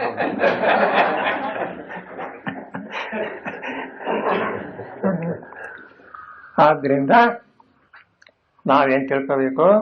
ತಸ್ಮಾತ್ ಸರ್ವೇಷು ಕಾಲೇಶು ಮಾಮನುಸ್ಮರ ಯುದ್ಧಚಾಂದ. ಯುದ್ಧಚಾಂದ್ ಬಿಟ್ಟಿಲ್ಲ, ನಿನ್ನ ಕರ್ತವ್ಯ ಕರ್ಮ ನೀನು ಮಾಡು, ನನ್ ಮರಿಬೇಡ ಅಂತ ನಾ ಹೇಳಿರೋದಷ್ಟೇ ಅಂತ. ಯಾಕೆ ಅಂದ್ರೆ ನಮ್ಮ ಸೋಮಾರಿತನ ತಿರಸ್ಕಾರಗಳು ಹೀಗೆ ನಮ್ಮನ್ನ ಹಾಳು ಮಾಡ್ತವೆ. ಆ ಗುಣಗಳನ್ನ ತಳ್ಳಿಬಿಡಿ, ಪರಮಾತ್ಮನಲ್ಲಿ ಪ್ರೇಮ ಇಟ್ಕೊಳ್ಳಿ, ಭಕ್ತಿ ಇಟ್ಕೊಳ್ಳಿ. ಆಗೇನಾಗುತ್ತೆ? ಏನೇ ಆಗ್ರಿ ಭಗವಂತನ ಒಂದಾನೊಂದು ಪೂಜೆ ಮಾಡಿದೆ ನಾವು ಎಂದೆಂದಿಗೂ ಹಿಂದೆ ಬೀಳಬಾರದು, ಅದಕ್ಕೆ ಏನು ನೆಪ ಹೇಳಬಾರದು ಅನ್ನೋಕ್ಕೋಸ್ಕರ ಸರ್ವೇಷು ಕಾಲೇಶು ಮಾಮನುಸ್ಮರ, ನಿತ್ಯ ಮಾಡಬೇಕಾದ ಕೆಲಸ ಅದು. ಆದ್ದರಿಂದ ಹೀಗಾದ್ರೆ ಮೈ ಮುಂದಕ್ಕೆ ಮೈ ಅರ್ಪಿತ ಮನೋಬುದ್ಧಿ ಮಾಮೇ ವೈಶ್ಯಸ್ಯ ಸಂಶಯ. ಮೈ ವಾಸುದೇವೇ ಅರ್ಪಿತೆ ಮನೋಬುದ್ಧಿ ಯಸ್ಯ ಸಹ ತ್ವಂ ಮೈ ಅರ್ಪಿತ ಮನೋಬುದ್ಧಿ. ಎಷ್ಟು ಕಿವಿ ಮಾತು ಹೇಳ್ತಾನೆ ಭಗವಂತಪ್ಪ ಅರ್ಜುನ. ಸರ್ವೇಷು ಕಾಲೇಶು, ಯಾವ ಹೊತ್ತಿನಲ್ಲೂ ಮರಿಬೇಡ ನನ್ನನ್ನು ಮತ್ತೆ ನಿನ್ನ ಮನಸ್ಸಿನಲ್ಲಿ. ಹೊರಗಡೆ ಗಟ್ಟಿಯಾಗಿ ಹೇಳಬೇಕಾಗಿಲ್ಲ, ಜ್ಞಾಪಕ ಮಾಡ್ಕೋತಾ ಇರೋ. ಯುದ್ಧ ನಿನ್ನ ಕರ್ತವ್ಯ ಕರ್ಮವನ್ನು ಮಾಡಿ. ಹಾಗೆ ತಾಯಿ ಚಿಕ್ಕ ಮಗುವನ್ನು ತೊಟ್ಲಲ್ಲಿ ಮಲಗಿಸಿದ್ರೆ ಕೆಲಸ ಮಾಡ್ತಲೂ ಇರ್ತಾಳೆ, ಅವಳ ಜ್ಞಾನವೆಲ್ಲ ಮಗುವಿನ ಮೇಲೆ. ಮಗು ಯಾವಾಗ ಅಳುತ್ತೋ ಅಂತ ಅದನ್ನೇ ಜ್ಞಾಪಿಸ್ಕೊತಾ ಹೇಳ್ತಾಳೆ. ಮರೆಯೋಕ್ಕಾಗತ್ತೆಯೇ? ಕಾರಣ ಏನೋ? ಪ್ರೇಮ. ಹಾಗೆ ಭಗವಂತನಲ್ಲಿ ಈ ರೀತಿಯಾದಂಥ ಪ್ರೇಮವನ್ನು ಭಕ್ತಿ ಅಂತಾರೆ. ಈ ಭಕ್ತಿಯನ್ನು ಇಟ್ಟುಕೊಂಡು ಯುದ್ಧ ಮಾಡು. ನನ್ನಲ್ಲಿಯೇ ಮನಸ್ಸು ಬುದ್ಧಿ ಎಲ್ಲವನ್ನು ನೀನು ಅರ್ಪಣೆ ಮಾಡಿದರೆ ಮಾಮೇ ವೈಶ್ಯಸ್ಯ ಸಂಶಯ, ಖಂಡಿತವಾಗಿ ನನ್ನನ್ನೇ ಬಂದು ಸೇರುತ್ತೀಯ. ಅಸಂಶಯ ಅದು ಬೇರೆ, ಸೇರುತ್ತೀಯ ಅಂತ ಹೇಳಿದ್ರೆ ಸಾಲದು ಅಂತ. ಈ ವಿಷಯದಲ್ಲಿ ಸಂಶಯವಿಲ್ಲ ಅಂತ ಪರಮಾತ್ಮ ಹೇಳ್ತಾ ಇರುವ ಮಾತು. ಮಾಮೇ ವೈಶ್ಯಸಿ ಅಂದ್ರೆ ಸಾಕಾಗಿತ್ತಲ್ವೇ? ಅಸಂಶಯ ಬೇರೆ. ಮತ್ತೆ ನಾನು ಹೇಳಿದ ಮಾತಿನಲ್ಲಿ ಸಂಶಯ ಪಡಬೇಡ ಅಂತ. ಎಷ್ಟೋ ಸಲ ಹಾಗಾಗುತ್ತೆ, ಅವ್ರು ಹೇಳಿದ್ರು ನಂಗೆ ಯಾಕೋ ನಂಬಿಕೆ ಬರೋದಿಲ್ಲ. ಅಯ್ಯೋ ಹಾಗೆ ಮಾಡಬೇಡಿ. ಪರಮಾತ್ಮನ ವಾಕ್ಯದ ವಿಷಯದಲ್ಲಿ ಅಪನಂಬಿಕೆ ಅಂತ ಬರಲೇಬಾರದು ಮನಸ್ಸಿಗೆ. ಪರಮಾತ್ಮ ಹೇಳಿದ್ದು ಅಷ್ಟೂ ಹೇಗಿದೆಯೋ ಹಾಗೆ ಇದೆ ಅಂತ ಪೂರ್ಣವಾಗಿ ನಂಬಬೇಕು. ಅದಕ್ಕೆ ನಮ್ಮ ಗುರುಗಳು ಹೇಳೋರು, ತಾಯಂದ್ರು ಮಕ್ಕಳು ಎತ್ಕೊಂಡಿರ್ತಾರೆ ನೋಡಿ, ಅವು ಕೈ ಕಾಲು ಎಲ್ಲ ಆಡಿಸ್ತವೆ, ಕುಣಿತವೆ, ಎಲ್ಲ ಮಾಡ್ತವೆ ಅಂತ. ಯಾಕೆ ಅಂತ, ನಾನು ಏನು ಮಾಡಿದ್ರು ಅವಳು ಎತ್ತು ಹಾಕೋಲ್ಲ ಅಂತ. ಅಷ್ಟು ಯಾಕೆ? ಅವಳಿಗೆ ಪ್ರೀತಿ ಇದೆ. ಆ ಮಗು ಎಷ್ಟು ಚಾಷ್ಟೆ ಮಾಡುತ್ತೆ ಅಂತೀರಿ, ಎತ್ಕೊಂಡ್ಬಿಟ್ರೆ ಭಾರಿ ಕುಣಿದಾಳೆ. ತುಂಬಾ ತುಂಟಾಕಂಡ್ರಿ ಚಾಷ್ಟೆ ಮಾಡ್ತಾನೆ ಅಂತ ಆಕೆ ಹೇಳ್ತಾಳೆಯೇ ಹೊರತು ಅದನ್ನ ಯಾವತ್ತಾರು ಮಗು ಎತ್ತು ಹಾಕ್ತಾಳೋ? ಯಾಕೆ? ಪ್ರೇಮ. ಹಾಗೆ ನೀವು ತಾಯಿ ಕೈನ ಮಗುವಾಗಿಬಿಡಿ, ಏನು ಯೋಚನೆ ಇಲ್ಲ ಅಂತ. ಭಗವಂತ ಕಾಪಾಡಿಯೇ ಕಾಪಾಡ್ತಾರೆ. ಸರ್ವೇಷು ಕಾಲೇಶು ಅಂದ್ರು. ಇದಕ್ಕಿಂತ ಇನ್ನೇನು ಹೇಳಕ್ ಸಾಧ್ಯ? ಈಗಂತಾರೆ, ಅಭ್ಯಾಸ ಯೋಗ ಯುಕ್ತೇನ ಚೇತಸ ನಾಣ್ಯಗಾಮಿನ ಪರಮಂ ಪುರುಷಂ ದಿವ್ಯಂ ಯಾತಿ ಪಾರ್ಥಾನುಚಿಂತಯನ್. ಈಗ ಸ್ವಲ್ಪ ಇದುವರೆ ನಾನು ಸ್ವಲ್ಪ ಲೌಕಿಕವಾದ ವಿಷಯಗಳನ್ನು ದೃಷ್ಟಾಂತ ಕೊಟ್ಟು ಹೇಳಿದೆ. ಈಗ ಶಾಸ್ತ್ರನೇ ಓದ್ತೀನಿ, ಕೇಳಿ. ಹೀಗೆ ಯಾವಾಗ ನಿರಂತರವಾಗಿ ಪರಮಾತ್ಮನನ್ನೇ ಸರ್ವೇಷು ಕಾಲೇಶು ಅಂತ ಎಲ್ಲ ಕಾಲದಲ್ಲಿಯೂ ನೆನೆಸ್ಕೋತಾ ಭಗವಂತನ ನೆನಪು ಮಾಡ್ಕೋತಾ ಯಾವ ಕೆಲಸನಾರು ಮಾಡಬಹುದು, ಅದಕ್ಕೇನು ಯೋಚನೆ ಇಲ್ಲ. ಹಾಗಾದ್ರೆ ನನ್ನಲ್ಲಿಯೇ ನೀ ಸೇರ್ತೀಯ ಅಂದ. ಇದಕ್ಕೇನು ಹೆಸರು? ಅಭ್ಯಾಸ ಯೋಗ ಅಂತ. ಒಂದಿನ ಮಾಡಿದ್ರೆ ಬರೋದಿಲ್ಲ, ದಿನಾ ದಿನ ದಿನ ದಿನ ಭಗವಂತನ ಮರೀದ ಹಾಗೆ. ಎಷ್ಟು ಸಲ ನೀವು ಮರೀತೀರೋ ಅಷ್ಟು ಸಲ ಜ್ಞಾಪಿಸ್ಕೋಬೇಕು. ಹೌದೇ ಪರಮಾತ್ಮನ ಮರೆತುಬಿಟ್ಟೆ ನಾನು ಅಂತ ಜ್ಞಾಪಿಸ್ಕೊಂಡು ಮೆಲ್ಲ ಮೆಲ್ಲಗೆ ಒಂದೇ ಸರ್ತಿಗೆ ಬರದೆ ಹೋದ್ರು ಅಭ್ಯಾಸ ಯೋಗ. ಅದಕ್ಕೆ ಬರೀತಾನೆ, ಮಯಿ ಚಿತ್ತ ಸಮರ್ಪಣ ವಿಷಯಭೂತೆ ಏಕಸ್ಮಿನ್ ತುಲ್ಯ ಪ್ರತ್ಯಯಾವೃತ್ತಿ ಲಕ್ಷಣ ವಿಲಕ್ಷಣ ಪ್ರತ್ಯಯಾನಂತರಿತ ಅಭ್ಯಾಸ. ಏನು ಎಷ್ಟು ಗಂಭೀರವಾಗಿ ಬರುತ್ತಾರೆ ನೋಡಿ. ಅಭ್ಯಾಸ ಅನ್ನೋ ಶಬ್ದಕ್ಕೆ ಅರ್ಥ ಬರೀತಾರೆ, ಅದರ ಅಭಿಪ್ರಾಯ ತಗೊಳ್ಳೋಣ. ಮಯಿ ಪರಮಾತ್ಮ ಹೇಳ್ತಾ ಇರೋ ಮಾತು, ಹೇ ಅರ್ಜುನ, ನನ್ನಲ್ಲಿ ಚಿತ್ತ ಸಮರ್ಪಣ ವಿಷಯಭೂತೆ, ಮನಸ್ಸನ್ನ ಅರ್ಪಣೆ ಮಾಡತಕ್ಕಂಥ ಒಂದಾನೊಂದು ಕಾರಣದಿಂದ ಅಂತ. ಪರಮಾತ್ಮನಲ್ಲಿಯೇ ನಮ್ಮ ಮನಸ್ಸನ್ನು ಪೂರ್ಣವಾಗಿ ಒಪ್ಪಿಸಿಬಿಡಬೇಕು ಅನ್ನೋ ಅರ್ಥ. ಹಾಗೇನಾಗುತ್ತೆ? ಏಕಸ್ಮಿನ್ ತುಲ್ಯ ಪ್ರತ್ಯಯಾವೃತ್ತಿ ಲಕ್ಷಣ ಅಂತ. ಪರಮಾತ್ಮನಲ್ಲಿಯೇ ಮನಸ್ಸನ್ನು ಒಪ್ಪಿಸಿದಾಗ ಏನಾಗುತ್ತೆ? ಮತ್ತೆ ಮತ್ತೆ ಮತ್ತೆ ಪರಮಾತ್ಮನ ನೆನಪೇ ಬರ್ತಾ ಇರುತ್ತೆ ಅಂತ ಅರ್ಥ. ಇದು ಮನುಷ್ಯನಿಗೇನು ಕಷ್ಟವಲ್ಲ, ಅವನ ಅನುಭವದಲ್ಲಿದೆ. ನೀವು ಯಾರಿಗಾರ ಸಾಲ ಕೊಟ್ಬಿಟ್ಟಿದ್ದೀರಿ ಅಂತ ಇಟ್ಕೊಳ್ಳಿ, ಜ್ಞಾಪಕ ಆಗ್ತಾ ಇರುತ್ತೆ. ಅವನಿನ್ನು ಸಾಲ ತೀರಿಸಿರಲ್ಲ, ಅವನ ಮುಖ ಕಂಡುಕೊಳ್ಳಿ ಜ್ಞಾಪಕ ಆಗುತ್ತೆ, ಅವನ ಮುಖ ಕಾಣದೆ ಹೋದ್ರೆ ಜ್ಞಾಪಕ ಆಗುತ್ತೆ. ಅಷ್ಟರ ಮಟ್ಟಿಗೆ ಹಣವನ್ನು ಧ್ಯಾನ ಮಾಡೋದು ಬರುತ್ತೆ ಹೊರತು ಭಗವಂತನನ್ನು ಯಾಕೆ ಜ್ಞಾಪಿಸ್ಕೊಳ್ಳಲ್ಲ ನಾವು? ಅದು ಬರಬೇಡವ. ಎಷ್ಟೋ ವಿಷಯಗಳಲ್ಲಿ ನೀನು ಕೊಡದೇ ಇದ್ರೆ ಪರವಾಗಿಲ್ಲ, ನಾ ಮರ್ತಿಲ್ಲ ಅಂದ್ಬಿಡ್ತಾನೆ. ಇವನು ಮರ್ತಿಲ್ಲ, ಅವ್ನು ಕೊಡ್ತಾನೋ ಬಿಡ್ತಾನೋ ಗೊತ್ತಿಲ್ಲ, ಇವನಂತೂ ಮರೆಯೋ ಹಾಗಿಲ್ಲ. ಏನು ಬಂತು ಫಲ ಅದರಿಂದ? ಆದರೆ ಅದೇ ಒಂದಾನೊಂದು ಕೆಲಸವನ್ನು ಭಗವಂತನ ವಿಷಯದಲ್ಲಿ ಮಾಡಿದರೆ ಭಗವಂತ ನಿಮ್ಮನ್ನು ಮರೀತಾನೆಯೇ? ಎಲ್ಲಾದರೂ ಉಂಟೆ?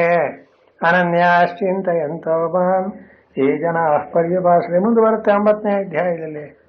ಭಗವಂತನನ್ನು ನೀವು ನಿರಂತರವಾಗಿ ನೆನಪು ಮಾಡ್ಕೊಳ್ತಾ ಇದ್ದರೆ, ಏಕಸ್ಮಿನ್ನಂತ ಒಂದೇ ಒಂದು ದೇವತೆಯನ್ನು ನಾಮರೂಪಾಕಾರಗಳನ್ನು ಗೊತ್ತು ಮಾಡ್ಕೊಂಬಿಡಿ. ನಿಮಗೆ ಇಷ್ಟವಾದದ್ದನ್ನು ಆರಿಸ್ಕೊಳ್ಳಿ.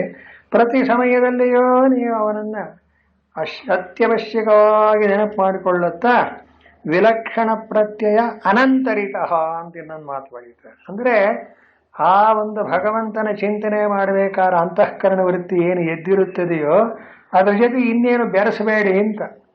ಬೇರೆ ಪ್ರತ್ಯಯಗಳು ಬಂದ್ಬಿಟ್ರೆ ಅದು ಮುರಿದೋಗ್ಬಿಡುತ್ತೆ.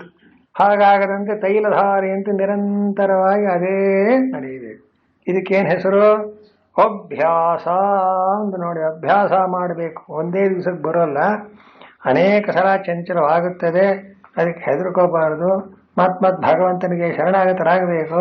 ಏನಾದರೂ ಮಾಡಿ ಅದನ್ನೇ ಇನ್ನೊಮ್ಮೆ ನೆನೀತಾ ಇದ್ರೆ ಅದನ್ನು ರಿಪೀಟ್ ಮಾಡ್ತೀವಲ್ಲ, ಅದಕ್ಕೆ ಅಭ್ಯಾಸ. ಜಪ ಅಂದ್ರೆ ಇದಕ್ಕೆ ಹೆಸರು. ತಜ್ಜಪ ತದರ್ಥಭಾವನಾ ಅಂತಾರೆ ಯೋಗಶಾಸ್ತ್ರದಲ್ಲಿ.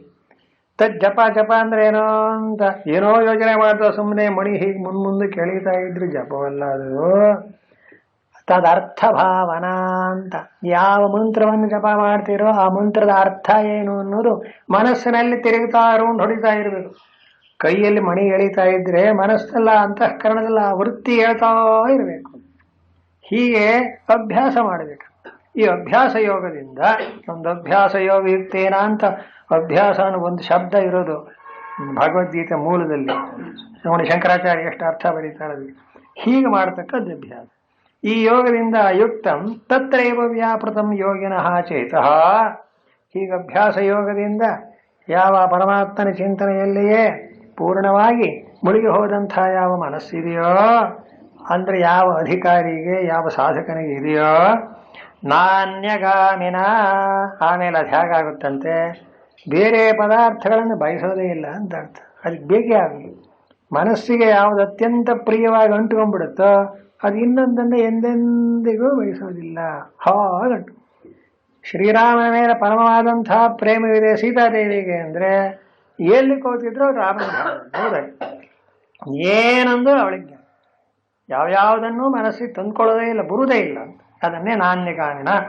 ನಾಣ್ಯತ್ರ ವಿಷಯಾಂತರೇ ಗಂತುಂ ಶೀಲಂ ಅಸ್ಯ ಅಂತ. ಬೇರೊಂದು ವಿಷಯಕ್ಕೆ ಆ ಮನಸ್ಸು ಹೋಗದಂತೆ ಇರತಕ್ಕದ್ದನ್ನೇ ನಾಣ್ಯಗಾಮಿ, ತೇನ ನಾಣ್ಯಗಾಮಿನ ಅಂತ ಅರ್ಥ.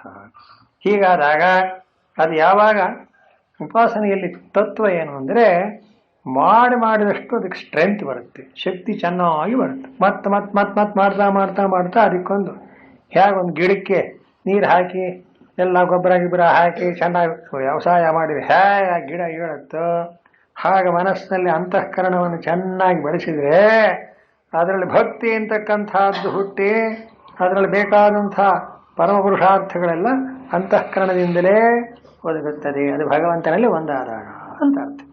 ಆವಾಗ ಪರಮಂ ಪುರುಷಂ ದಿವ್ಯಂ ಯಾತಿ ಪಾರ್ಥಾನು ಚಿಂತಯನ್ ಅಂತ. ಈಗ ಸಾಧನೆ ಹೇಳಿದ್ದೆ, ಸಾಕಷ್ಟು ಸಮಯ ಆಯಿತು. ಒಳ್ಳೆಯದಾಗಿ ತಿಳ್ಕೋಬೇಕಲ್ಲ ಸಾಧನೆ ಅಂದರೆ ಏನು ಅಂತ ಗೊತ್ತಾಯಿತು. ಮುಂದೆ ಸಾಧನೆ ಮಾಡೋದೆಲ್ಲ ಆಯಾ ಸಾಧಕನಿಗೆ ಸೇರಿದ್ದು. ಈಗ ಭಗವಂತ ಹೇಳ್ತಾನೆ, ಹೀಗೆ ಚಿಂತನೆ ಮಾಡಿದಾಗ ಪರಮ ಪುರುಷನಾದಂಥ ಪರಮಾತ್ಮನನ್ನೇ ನೀನು ಪಡೆಯುತ್ತೀಯ. ಯಾವ ಸಾಧಕನೇ ಆಗಲಿ ತನ್ನ ದೇವತೆಯನ್ನು ಆರಾಧನೆ ಮಾಡಿದಾಗ ದೇವತಾ ಸಾಯುಜ್ಯವನ್ನೇ ಪಡೆಯುತ್ತೆ. ದೇವೋ ಭೂತ್ವ ದೇವಾನಪ್ಯೇತಿ ಅಂತ ಉಪನಿಷದ್ವಾಕ್ಯ.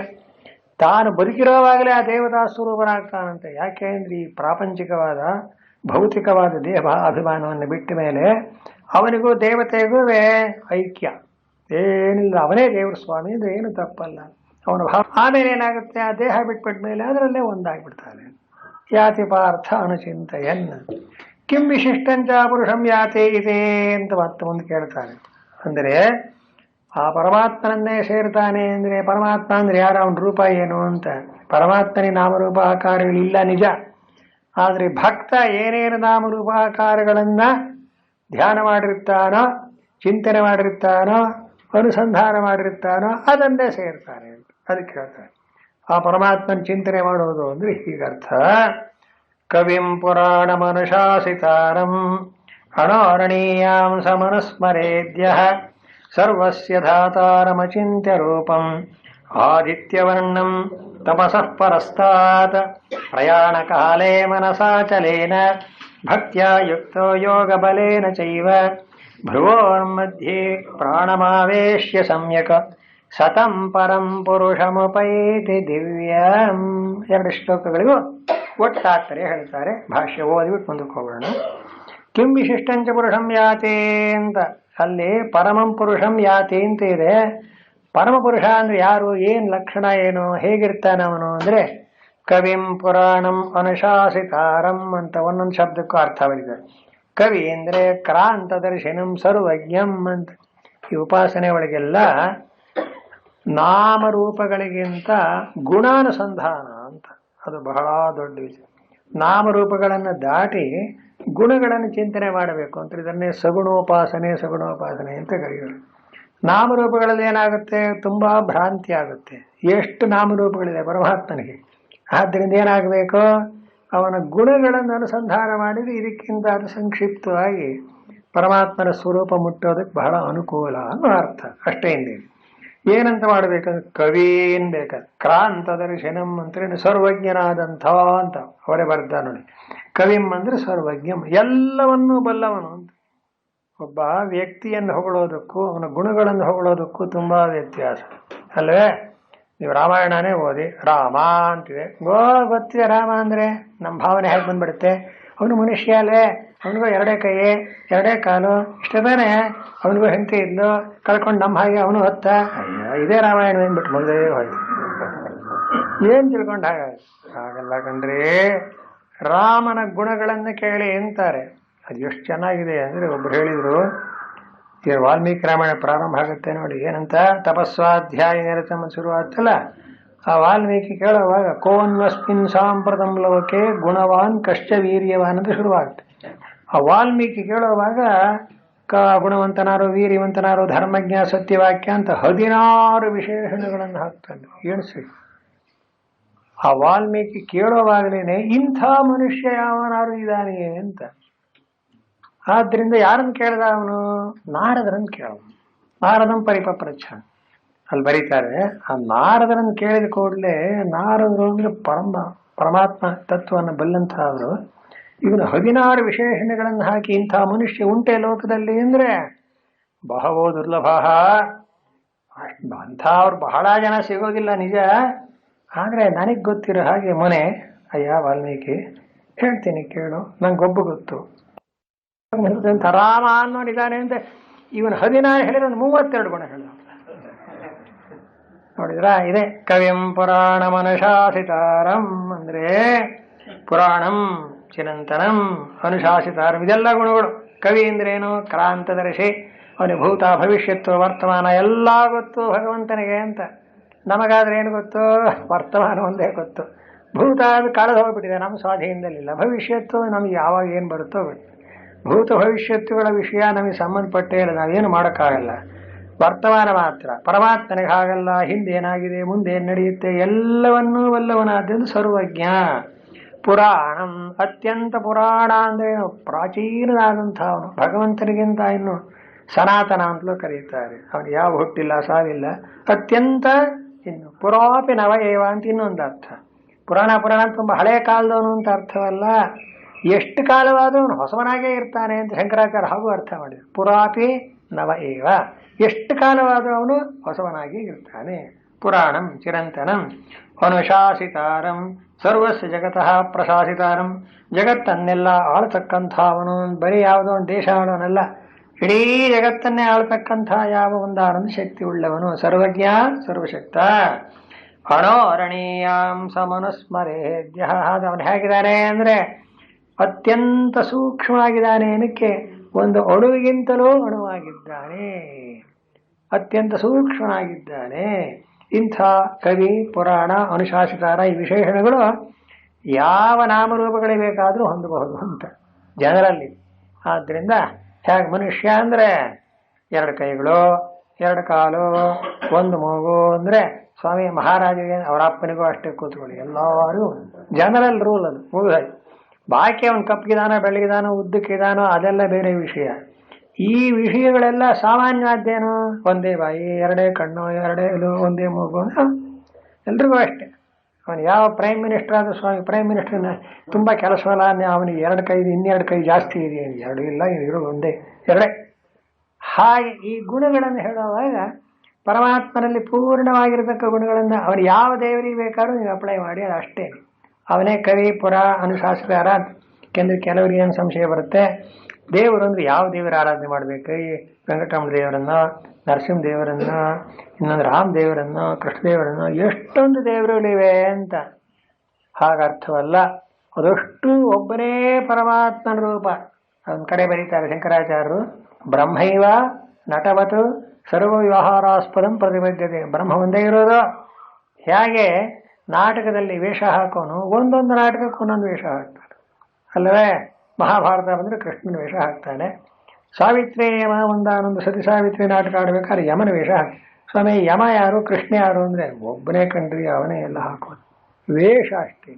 ಹಾಗೆ ಪರಮಾತ್ಮನಲ್ಲಿ ನಾಮರೂಪಗಳು ಅನ್ನೋದು ಕಲ್ಪಿತ, ಇರೋನೊಬ್ಬನೇ ಪರಮಾತ್ಮ. ಆದ್ರಿಂದ ಅವನ ನಾಮರೂಪಗಳನ್ನು ಹಿಡಿಯೋದಕ್ಕಿಂತ ಗುಣಗಳನ್ನು ಹಿಡಿಯಿರಿ ಅಂತಾರೆ. ಅದು ಕಾಯಮಾಗಿರುತ್ತೆ ನೋಡಿ, ಅದರಲ್ಲಿ ಏನೋ ವ್ಯತ್ಯಾಸ ಆಗೋದಿಲ್ಲ. ಅದಕ್ಕೋಸ್ಕರ ಆ ಕವಿಂ ಪುರಾಣಂ ಅನುಶಾಸಿತಾರಂ ಅಣೋರಣೀಯಾಂಸಂ, ಅತ್ಯಂತ ಸೂಕ್ಷ್ಮನಾಗಿದ್ದಾನೆ. ಇಂಥ ಆತ್ಮನನ್ನ ಅವನು ಸ್ಮರೇತ್, ಯಾವನು ಚಿಂತನೆ ಮಾಡ್ತಾನೋ ಸಹ ಯಃ ಕಶ್ಚಿತ್ ಸರ್ವಸ್ಯ ಕರ್ಮಫಲಜಾತಸ್ಯ ಧಾತಾರಂ ಸರ್ವಸ್ಯ ಧಾತಾರಮಚಿಂತ್ಯ ರೂಪಂ ಅಂತಿದೆ. ಅದಕ್ಕೆ ಅರ್ಥ ಬರೀತಾರೆ, ಅನುಚಿಂತೆಯೇತ್ ಅನ್ನೋಕ್ಕೆ ಅನ್ವಯಾದ ಯಾವ ಯಃ ಕಶ್ಚಿತ್ ಅನ್ನೋದು ಅಂದ್ರೆ ಯಾವನೊಬ್ಬನು ಯಾರು ಬೇಕಾದ್ರೂ ಆಗಬಹುದು. ಪರಮಾತ್ಮನನ್ನು ಆರಾಧನೆ ಮಾಡೋದಕ್ಕೆ ಇದಕ್ಕೇನು ನಮ್ಮ ಜಾತಿ, ಮತ, ಕುಲ, ಗೋತ್ರ ಅಂತೇನೂ ಇಲ್ಲ. ಅಥವಾ ಏನಾದ್ರು ಸಂಸ್ಕಾರ, ಈಗ ವೇದ ಹೇಳಬೇಕು ಅಂತ ಉಪನಯನ ಆಗಿರಬೇಕು ಅಂತಾರೆ. ಸ್ವಾಮಿ ಭಗವಂತನ ಚಿಂತನೆ ಮಾಡಬೇಕು ಅಂದ್ರೆ ಏನದಕ್ಕೇನು ಉಪನಯನವೂ ಬೇಡ, ವಿವಾಹವೂ ಬೇಡ, ಏನೂ ಬೇಡ. ಯಾರು ಯಾವಾಗ ಹೇಗೆ ಬೇಕಾದ್ರೂ ಆ ಸ್ವರೂಪವನ್ನ ಮನಸ್ಸಿನಲ್ಲಿ ಚಿಂತನೆ ಮಾಡಿರಾಯ್ತು ಅಷ್ಟೇನೆ. ಆದ್ರಿಂದ ಬಹಳ ಪೂರ್ಣವಾಗಿ ಸಾರ್ವಜನಿಕವಾಗಿ ಎಲ್ಲರಿಗೂ ಅನ್ವಯಿಸ್ತಕ್ಕಂಥದ್ದು ಅಂತ ಈ ಪರಮಾತ್ಮನ ಚಿಂತನೆ ಮಾಡ್ತಾರೋ. ಮತ್ತು ಅವನ ವಿಶೇಷಣಗಳನ್ನು ಹೇಳ್ತಾರೆ. ಸರ್ವಸ್ಯ ಧಾತಾರಮಚಿಂತ್ಯ ರೂಪಂ. ಇಡೀ ಸರ್ವಸ್ಯ ಅಂದ್ರೇನು? ಸರ್ವ ಕರ್ಮ ಫಲಸ್ಯ ಅಂತ ಅರ್ಥ ಮಾಡಿದ್ದಾರೆ. ನಾವು ಏನೇನು ಕರ್ಮಗಳನ್ನು ಮಾಡಿದೆವೋ ಆಯಾ ಕರ್ಮಗಳಿಗೆ ಏನು ಫಲ ಕೊಡಬೇಕು ಅನ್ನೋದು ಅವನಿಗೆ ಪೂರ್ಣವಾಗಿ ಗೊತ್ತು. ಆದ್ರಿಂದ ಭಗವಂತನೇ ಕೊಡಬೇಕು, ಇನ್ಯಾರು ಕೊಡೋ ಹಾಗೆ. ಫಲ ಅಂದ್ರೆ ನೀವು ಮಾಡೋದು ಕರ್ಮ, ನೀವು ಮಾಡೋದು ಸರಿ. ಹಿಂದಿಯೇ ಹೇಳಿದಾನು ಭಗವಂತ, ಕರ್ಮಣ್ಯೇವಾಧಿಕಾರಸ್ಥೆ ಮಾ ಫಲೇಶು ಕದಾಚನ ಅಂದ. ನೀವು ಮಾಡೋದು ಕರ್ಮ ಮಾಡೋದು ನಿನ್ನ ಜವಾಬ್ದಾರಿ, ಫಲ ಕೊಡೋದು ನಾನು ಅಂತ. ಯಾಕೆ ಅಂತ ಕರ್ಮಕ್ಕನುಗುಣವಾಗಿ ಫಲ ಕೊಡ್ತಾನೆ. ಆದ್ದರಿಂದ ಸರ್ವಸ್ಯ ಧಾತಾರಂ ಅಚಿಂತ್ಯ ರೂಪಂ. ಹೋಗ್ಲಿ, ಇಷ್ಟೆಲ್ಲ ಹೇಳಿದ್ರಿ. ಬರೀ ಕವಿ ಅಂದರೆ ಕ್ರಾಂತದರ್ಶಿ, ಸರ್ವಜ್ಞ, ಪುರಾಣ ಅಂದ್ರೆ ಬಹಳ ಹಳಬ, ಅನುಶಾಸನ ಅಂದ್ರೆ ಜಗತ್ತನ್ನೆಲ್ಲ ಆಳ್ತಾನೆ ಅಂದ್ರಿ. ಯಾಕೋ ಈ ವಿಶೇಷಣಗಳಿಂದ ಪರಮಾತ್ಮ ಹೇಗಿದ್ದಾನೆ ಅನ್ನೋದು ನಮಗೆ ತಲೆಗೆ ಬರಲಿಲ್ವಲ್ಲ ಅಂದ್ರೆ ಅದಕ್ಕೆ ಹೇಳ್ತಾರೆ ಅಚಿಂತ್ಯ ರೂಪ. ಫಸ್ಟ್ ಕ್ಲಾಸ್ ಆಗಿ ಉತ್ತರ ಕೊಟ್ಟು ಅವನು ಹೀಗಿದ್ದಾನೆ ಹಾಗಿದ್ದಾನೆ ಅಂತ ಚಿಂತನೆ ಮಾಡೋದು ಬರೋಲ್ಲ. ನಿಮಗೆ ಹೇಗೆ ಬೇಕೋ ಹಾಗೆ ಚಿಂತನೆ ಮಾಡಿ.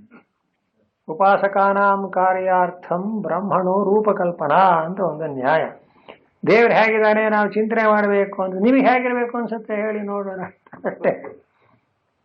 ಉಪಾಸಕರಾದಂತಹ ನಿಮಗೆ ಹೇಗಿರ್ಬೇಕು ಅನ್ಸುತ್ತೆ? ದೇವ್ರ ಗಂಡಾಗಿರ್ಬೇಕು ಅನ್ಸುತ್ತೆ, ಹೆಣ್ಣಾಗಿರ್ಬೇಕು ಅನ್ಸುತ್ತೆ, ಮಗುವಾಗಿರ್ಬೇಕು ಅನ್ಸುತ್ತೆ, ದೊಡ್ಡವರು ಅನ್ಸ್ಬೇಕೆ. ನೀವು ಯಾವ್ದು ಬೇಕಾದ್ರೂ ಮನಸ್ಸಲ್ಲಿ ತಂದ್ಕೊಡ್ಲಿ. ಮತ್ತು ನಾವೇನು ಮಾಡ್ತಾ ಇಲ್ವಲ್ಲ ಅಂದ್ರೆ ದೇವ್ರು ಬೇಕೇ ಇಲ್ಲ ನಮಗೆ. ಅದಕ್ಕೆ ಹಾಗಾಗಿರೋದು ಯಾವುದಾದ್ರೂ ಒಂದು ಸ್ವರೂಪವನ್ನ, ಒಂದು ಚಿಂತನೆಯನ್ನ ದೃಢವಾಗಿ ಇಟ್ಕೋಬೇಕು.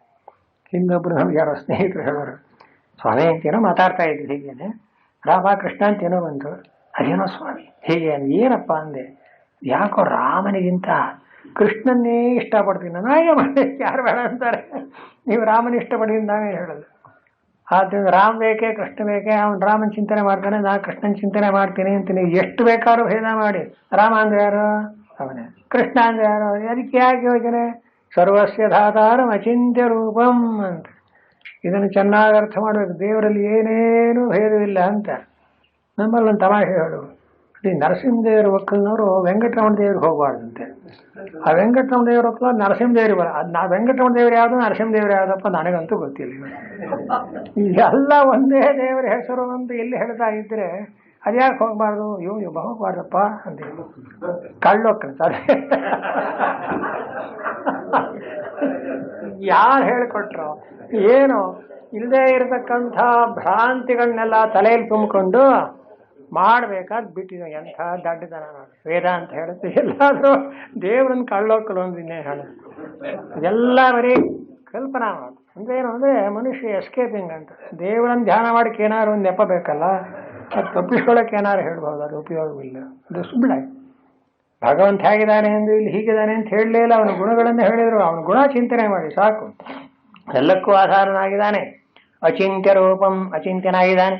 ತೀರಾ ಕಾಮನ್ನಾಗಿ ಹೇಳಬೇಕು ಅಂದ್ರೆ ಒಂದು ಹೇಳ್ತೀವಿ, ಆದಿತ್ಯವರ್ಣಂ ತಮಸಃ ಪರಸ್ತಾತ್ ವೇದಾಹಮೇತಂ ಪುರುಷಂ ಮಹಾಂತಂ ಆದಿತ್ಯವರ್ಣಂ ತಮಸಸ್ತು ಪಾರೇ. ನೋಡಿ, ಆ ಮಂತ್ರವನ್ನೇ ಶ್ಲೋಕ ಮಾಡಿದ್ದಾರೆ. ಆದಿತ್ಯಮಸಃ ಪರಸ್ತಾದ. ಆದಿತ್ಯವರ್ಣ ಅಂದ್ರೆ ಸೂರ್ಯನಂತೆ ಪ್ರಕಾಶಮಾನನಾಗಿದ್ದಾನೆ ಅಂತ ಚಿಂತನೆ ಮಾಡಿ ಸಾಕು. ಅದಕ್ಕೆ ನಮ್ಮಲ್ಲಿ ಏನಂತಾರೆ, ದಿನ ಬೆಳಗಾಗಿದ್ದ ಸೂರ್ಯನ ದರ್ಶನ ಮಾಡಿಬಿಟ್ರೆ ಪರಮಾತ್ಮನ ದರ್ಶನವೇ ಅವನು. ಎಲ್ಲ ಜಗತ್ತಿಗೆಲ್ಲ ಒಬ್ಬನೇ ಸೂರ್ಯ ತಾನೆ, ಇನ್ನೇನು ವ್ಯತ್ಯಾಸವಿಲ್ಲ. ಈ ಭೂಮಿ ಏನಾದರೂ ಹಂಚ್ಕೋತೀವಿ, ಇದು ಪಾಕಿಸ್ತಾನ, ಇದು ಇಂಡಿಯಾ, ಜಗಲಾಟೆ ಮಾಡಿ ಸೂರ್ಯನ ಹಂಚ್ಕೊಂಬಿಡಿ ನೋಡೋಣ. ಹಾಗಾದ್ರೆ ಯಾರಿಗೆ ಸೇರ್ತಾನ ಅವನು? ಎಲ್ಲರಿಗೂ ಸೇರ್ತಾನೆ, ಏನು ಮಾಡಕ್ಕೆ.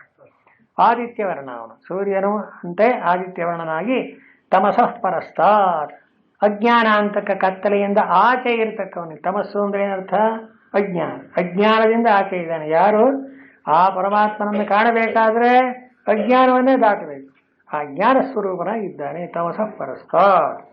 ಪ್ರಯಾಣ ಕಾಲೇ ಮನಸಾಚಲೇನ ಭಕ್ತ್ಯಾ ಯುಕ್ತೋ ಯೋಗ ಬಲೇನ ಚೈವ ಭ್ರುವೋರ್ಮಧ್ಯೆ ಪ್ರಾಣಮಾವೇಶ್ಯ ಸಮ್ಯಕ್ ಸತಂ ಪರಂ ಪುರುಷಮುಪೈತಿ ದಿವ್ಯಂ. ಪ್ರಯಾಣ ಕಾಲೇ ಅಂದ್ರೆ ಕಿಂಚ. ಈಗೇನಾಯಿತು? ಪರಮಾತ್ಮನನ್ನು ಯಾವ ರೀತಿ ಆರಾಧನೆ ಮಾಡಬೇಕು ಅನ್ನೋಕ್ಕೆ ಗುಣಗಳನ್ನೇ ಪ್ರಧಾನವಾಗಿ ಇಟ್ಟು ಸರ್ವಸ್ಯ ಧಾತಾರಂ ಅಚಿಂತ್ಯ ರೂಪಂ ಅಂತ ವಿಶೇಷಣಗಳೆಲ್ಲ ಎಲ್ಲ ಕಾಲಕ್ಕೂ ಅನ್ವಯವಾಗೋದು. ಇಡೀ ಜಗತ್ತೇ ಒಡೆಯನಾಗಿದ್ದಾನೆ, ತೇಜಸ್ವಿಯಾಗಿದ್ದಾನೆ, ಬೇಕಾದಿಷ್ಟಾರ್ಥಗಳನ್ನು ಕೊಡ್ತಕ್ಕವನಾಗಿದ್ದಾನೆ, ಸೂರ್ಯನಂತೆ ಹೊಳಿತಾ ಇದ್ದಾನೆ ಅಂತ ಎಲ್ಲ ವಿಶೇಷಣಗಳು ಕೂಡ ಏನಾಯಿತು? ಪರಮಾತ್ಮನನ್ನ ಯಾವ ರೀತಿಯಿಂದಲೋ ಭೇದ ಮಾಡೋಕ್ಕೆ ಅವಕಾಶವಿಲ್ಲ. ಎಲ್ಲರಿಗೂ ಒಂದೇ ರೀತಿಯಾಗಿ ಅನುಗ್ರಹ ಮಾಡತಕ್ಕಂಥ ಸ್ವರೂಪ ಉಳ್ಳವನು. ಇರೋರಿಗೆಲ್ಲ ಒಬ್ಬನೇ ದೇವರು, ಎರಡಿಲ್ವೇ ಇಲ್ಲ. ಇಂಥ ಭಗವಂತನನ್ನ ಯಾವ ಉಪಾಸಕನು ನಿರಂತರವಾಗಿ ಚಿಂತನೆ ಮಾಡ್ತಾನೋ, ಪ್ರಯಾಣ ಕಾಲೇ ಅಂತ ಎಲ್ಲಕ್ಕಿಂತ ಮುಖ್ಯವಾದದ್ದು ಯಾವುದು ಅಂದ್ರೆ, ಪ್ರಯಾಣ ಕಾಲೇ ಅಂದ್ರೆ ಮರಣ ಕಾಲೇ ಮನಸ ಅಚಲೇನ ಚಲನವರ್ಜಿತೇನ ಭಕ್ತ್ಯಾ ಯುಕ್ತಃ ಭಜನಂ ಭಕ್ತಿ ತಯಾ ಯುಕ್ತಃ ಯೋಗ ಬಲೇನ ಚೈವ ಯೋಗಸ್ಯ ಬಲಂ ಯೋಗ ಬಲಂ ಸಮಾಧಿಜ ಸಂಸ್ಕಾರ ಪ್ರಚಯ ಜನಿತ ಚಿತ್ತಸ್ಥೈರ್ಯ ಲಕ್ಷಣಂ ಯೋಗ ಬಲಂ ತೇನ ಚ ಯುಕ್ತಃ ಇತ್ಯರ್ಥಃ. ಒಂದೇ ಒಂದು ಸೆಂಟೆನ್ಸ್, 4 ಲೈನ್ ಇದೆ ನೋಡಿ, ಮೆಲ್ಲಗೆ ಅರ್ಥ ಮಾಡೋಣ. ಹೇಗೆ ಚಿಂತನೆ ಮಾಡಬೇಕು ಅಂದ್ರೆ, ಬದುಕಿದ್ದಾಗ ಚಿಂತನೆ ಮಾಡಿದ್ದು ಸರಿ, ಅಷ್ಟಕ್ಕೆ ಸಾಲದು. ಆ ಚಿಂತನೆ ಏನಾಗಬೇಕು? ಕೊನೇ ಈ ದೇಹವನ್ನು ಮನುಷ್ಯ ಬಿಡುವಾಗ ಜ್ಞಾಪಕ ಆಗಬೇಕು. ಅದು ಬಹಳ ಮುಖ್ಯವಾದದ್ದು. ಅದಕ್ಕೋಸ್ಕರ ಪ್ರಯಾಣ ಕಾಲೇ ಅಂತ ಮುಂದೆ ಬರುತ್ತೆ. ಯಂ ಯಂ ವಾ ವಿಸ್ಮರನ್ ಭಾವಂ ಅಂತ ಬರುತ್ತೆ. ಅದರಂತೆ ಪ್ರಯಾಣ ಕಾಲೇ ಅಂದ್ರೆ ಈ ಮರಣ ಕಾಲ, ಈ ದೇಹವನ್ನು ಬಿಟ್ಟು ಈ ಜೀವಾತ್ಮನು ಹೊರಡ್ತಕ್ಕಂಥ ಕಾಲದಲ್ಲೇ ಮನಸ ಅಚಲೇನ, ಆಗ ನಮ್ಮ ಮನಸ್ಸು ದೃಢವಾಗಿ ಆ ಪರಮಾತ್ಮನ ಸ್ವರೂಪದಲ್ಲಿ ನೆಲೆ ನಿಂತಿರಬೇಕು, ಚಲನವರ್ಜಿತವಾಗಿರಬೇಕು. ಭಕ್ತಿಯ ಯುಕ್ತ, ಭಕ್ತಿಯಿಂದ ಪರಮಾತ್ಮನಲ್ಲಿಯೇ ಪೂರ್ಣವಾದ ಪ್ರೇಮ ಇರಬೇಕು. ಹೀಗೆ ಕೂಡಿ ಯೋಗ ಬಲೇನ ಚೈವ ಅಂದ್ರು. ಇಷ್ಟೆಲ್ಲ ಭಕ್ತಿ ಬರಬೇಕು, ಪರಮಾತ್ಮನ ನೆನಪಾಗಬೇಕು, ಅವನು ಚಿಂತನೆ ಮಾಡಿದಂತಹ ಸ್ವರೂಪವೇ ಕಣ್ಣಿಗೆ ಎದುರಿ ನಿಂತಾಗಬೇಕು. ಇಷ್ಟೆಲ್ಲ ಸರಿ, ತಾನಾಗೆ ಬರುತ್ತೆ. ಅದು ಹಿಂದಿನ ಕಾರಣದಿಂದ ಮಾಡಿರಬೇಕು ಅಂತ ಬದುಕಿರುವಾಗಲೇನೆ ಆ ದೇವತಾ ಸ್ವರೂಪವನ್ನು ಚಿಂತನೆ ಮಾಡಿ ಮಾಡಿ ಇದಕ್ಕೆ ದೊಡ್ಡವರೇನು ಹೇಳ್ಕೊಡ್ತಾರೆ, ಯಾವ್ದಾದ್ರು ಒಂದು ಮಂತ್ರೋಪದೇಶ ತಗೊಳ್ಳಿ. ಯಾಕೆಂದ್ರೆ ಆ ಮಂತ್ರೋಪದೇಶ ಮಾಡಿದವರಿಗೆ ಅದನ್ನ ಇನ್ನೊಬ್ಬರಿಗೆ ಕೊಡ್ತಕ್ಕ ಸಾಮರ್ಥ್ಯ ಇದೆ. ದಿನ ಅದನ್ನು ಜಪ ಮಾಡಿ, ಉದಾಹರಣೆಗೆ ಗೋಂದಾವಳಿ ಬ್ರಹ್ಮಚೈತನ್ಯ ಮಹಾರಾಜರು ಹಬ್ಬ ಇಡೀ ಜೀವಮಾನವಲ್ಲೇನೋ ಶ್ರೀರಾಮ ಜಯ ರಾಮ ಜಯ ಜಯ ರಾಮ ಶ್ರೀರಾಮ ಜಯ ರಾಮ ಜಯ 50. ಅವ್ರದ್ದೊಂದು ಪುಸ್ತಕ ಇದೆ, 360 ದಿನಕ್ಕೂ ಒಂದೊಂದು ಪಾಠ ಅಂತ ಬರ್ತಾರೆ. ತುಂಬಾ ಚೆನ್ನಾಗಿದೆ ಕಣ್ರಿ. ಎಷ್ಟು ಜನ ಬರೀತಾರೆ ಅಂದ್ರೆ ಆ ಪರಮಾತ್ಮನ ಭಕ್ತಿಯನ್ನ ಹೇಗೆ ದೃಢ ಮಾಡಬೇಕು ಅನ್ನೋಕ್ಕೆ ಏನೇನು ನಾವು ದಾರಿ ಬಿಟ್ಟು ಹೋಗಿದೀವೋ ಅದನ್ನೆಲ್ಲ ಸರಿಪಡಿಸ್ತಾರೆ. ಆ ಮಾತುಗಳಂತೂ ಎಷ್ಟು ಕೆಲವು ಲೌಕಿಕ ದೃಷ್ಟಾಂತಗಳನ್ನು ಕೊಡ್ತಾರೆ. ನಾನು ಹಾಗಾಗಿ ನಮ್ಮ ಆಸ್ಪತ್ರೆಗೆಲ್ಲ ಒಂದೊಂದು ಆರ್ಟಿಕಲ್ ಹಾಕ್ತಾ ಇತ್ತು. ಯಾಕೆಂದ್ರೆ ಓದ್ಲಿ ಅಂತ. ಇಡೀ ಪುಸ್ತಕ ಓದಿದ್ರೆ ಬರೋ 2 ಪುಟನಾರು ಓದಿದ್ರೆ ಸ್ವಲ್ಪನಾರು ಅರ್ಥ ಆಗುತ್ತೆ ಅಂತ. ಎಷ್ಟು ಚೆನ್ನಾಗಿದೆ ಅವರ ಅನುಸಂಧಾನ. ಮತ್ತೊಂದು ಬೆಳಗ್ಗೆಯಿಂದ ಕೊನೆಯವರೆಗೂ ಪೂರ್ಣವಾಗಿ ಆ ಸ್ವರೂಪದಲ್ಲೇ ಆ ರಾಮ ತತ್ವದಲ್ಲೇ ಪೂರ್ಣವಾಗಿ ಮುಳಿಬಿಟ್ಟಿರ್ತಾರೆ. ಅದನ್ನೇ ಇಲ್ಲಿ ಹೇಳೋದು. ಅದು ಎಲ್ಲಿವರೆಗೆ ಬರಬೇಕು? ಪ್ರಯಾಣ ಕಾಲ ಅಂತ ಈ ದೇಹದಿಂದ ಆತ್ಮ ಹೋಗೋ ಕಾಲದಲ್ಲೂ ಅದೇ ನೆನಪು ಮಾಡ್ತಾ ಇದ್ರೆ ಹಾಗೆ ಬರುತ್ತೆ ನೋಡಿ. ಯಾವನ ಹೀಗೆ ಸಾಧನೆ ಮಾಡಿ ಇದನ್ನು ವೇದಾಂತಲ್ಲಿ ಏನಂತಾರೆ? ಉಪಾಸನ ಅಂತ. ಉಪಾಸನ ಅನ್ನೋ ಶಬ್ದಕ್ಕೆ ಏನರ್ಥ ಆಗುತ್ತೆ? ಉಪ ಸಮೀಪೆ ಆಸನಂ ಅಂತ. ಯಾವ ವಸ್ತು ನಮಗೆ ಪ್ರೀತಿ ಪಾತ್ರವಾಗಿದೆ ಅನ್ನೋದನ್ನು ಗೊತ್ತುಪಡಿಸಿ ಸದಾ ಕಾಲವು ಅದನ್ನೇ ಚಿಂತನೆ ಮಾಡ್ತಾ ಅದ್ರ ಹತ್ರವೇ ಇರಬೇಕು ಅಂತ. ಅದಕ್ಕೆ ಉಪಾಸನ ಅಂತ. ಇನ್ನು ಮಧ್ಯೆ ಇನ್ನೇನು ಜ್ಞಾಪಕ ಆಗಬಾರದು.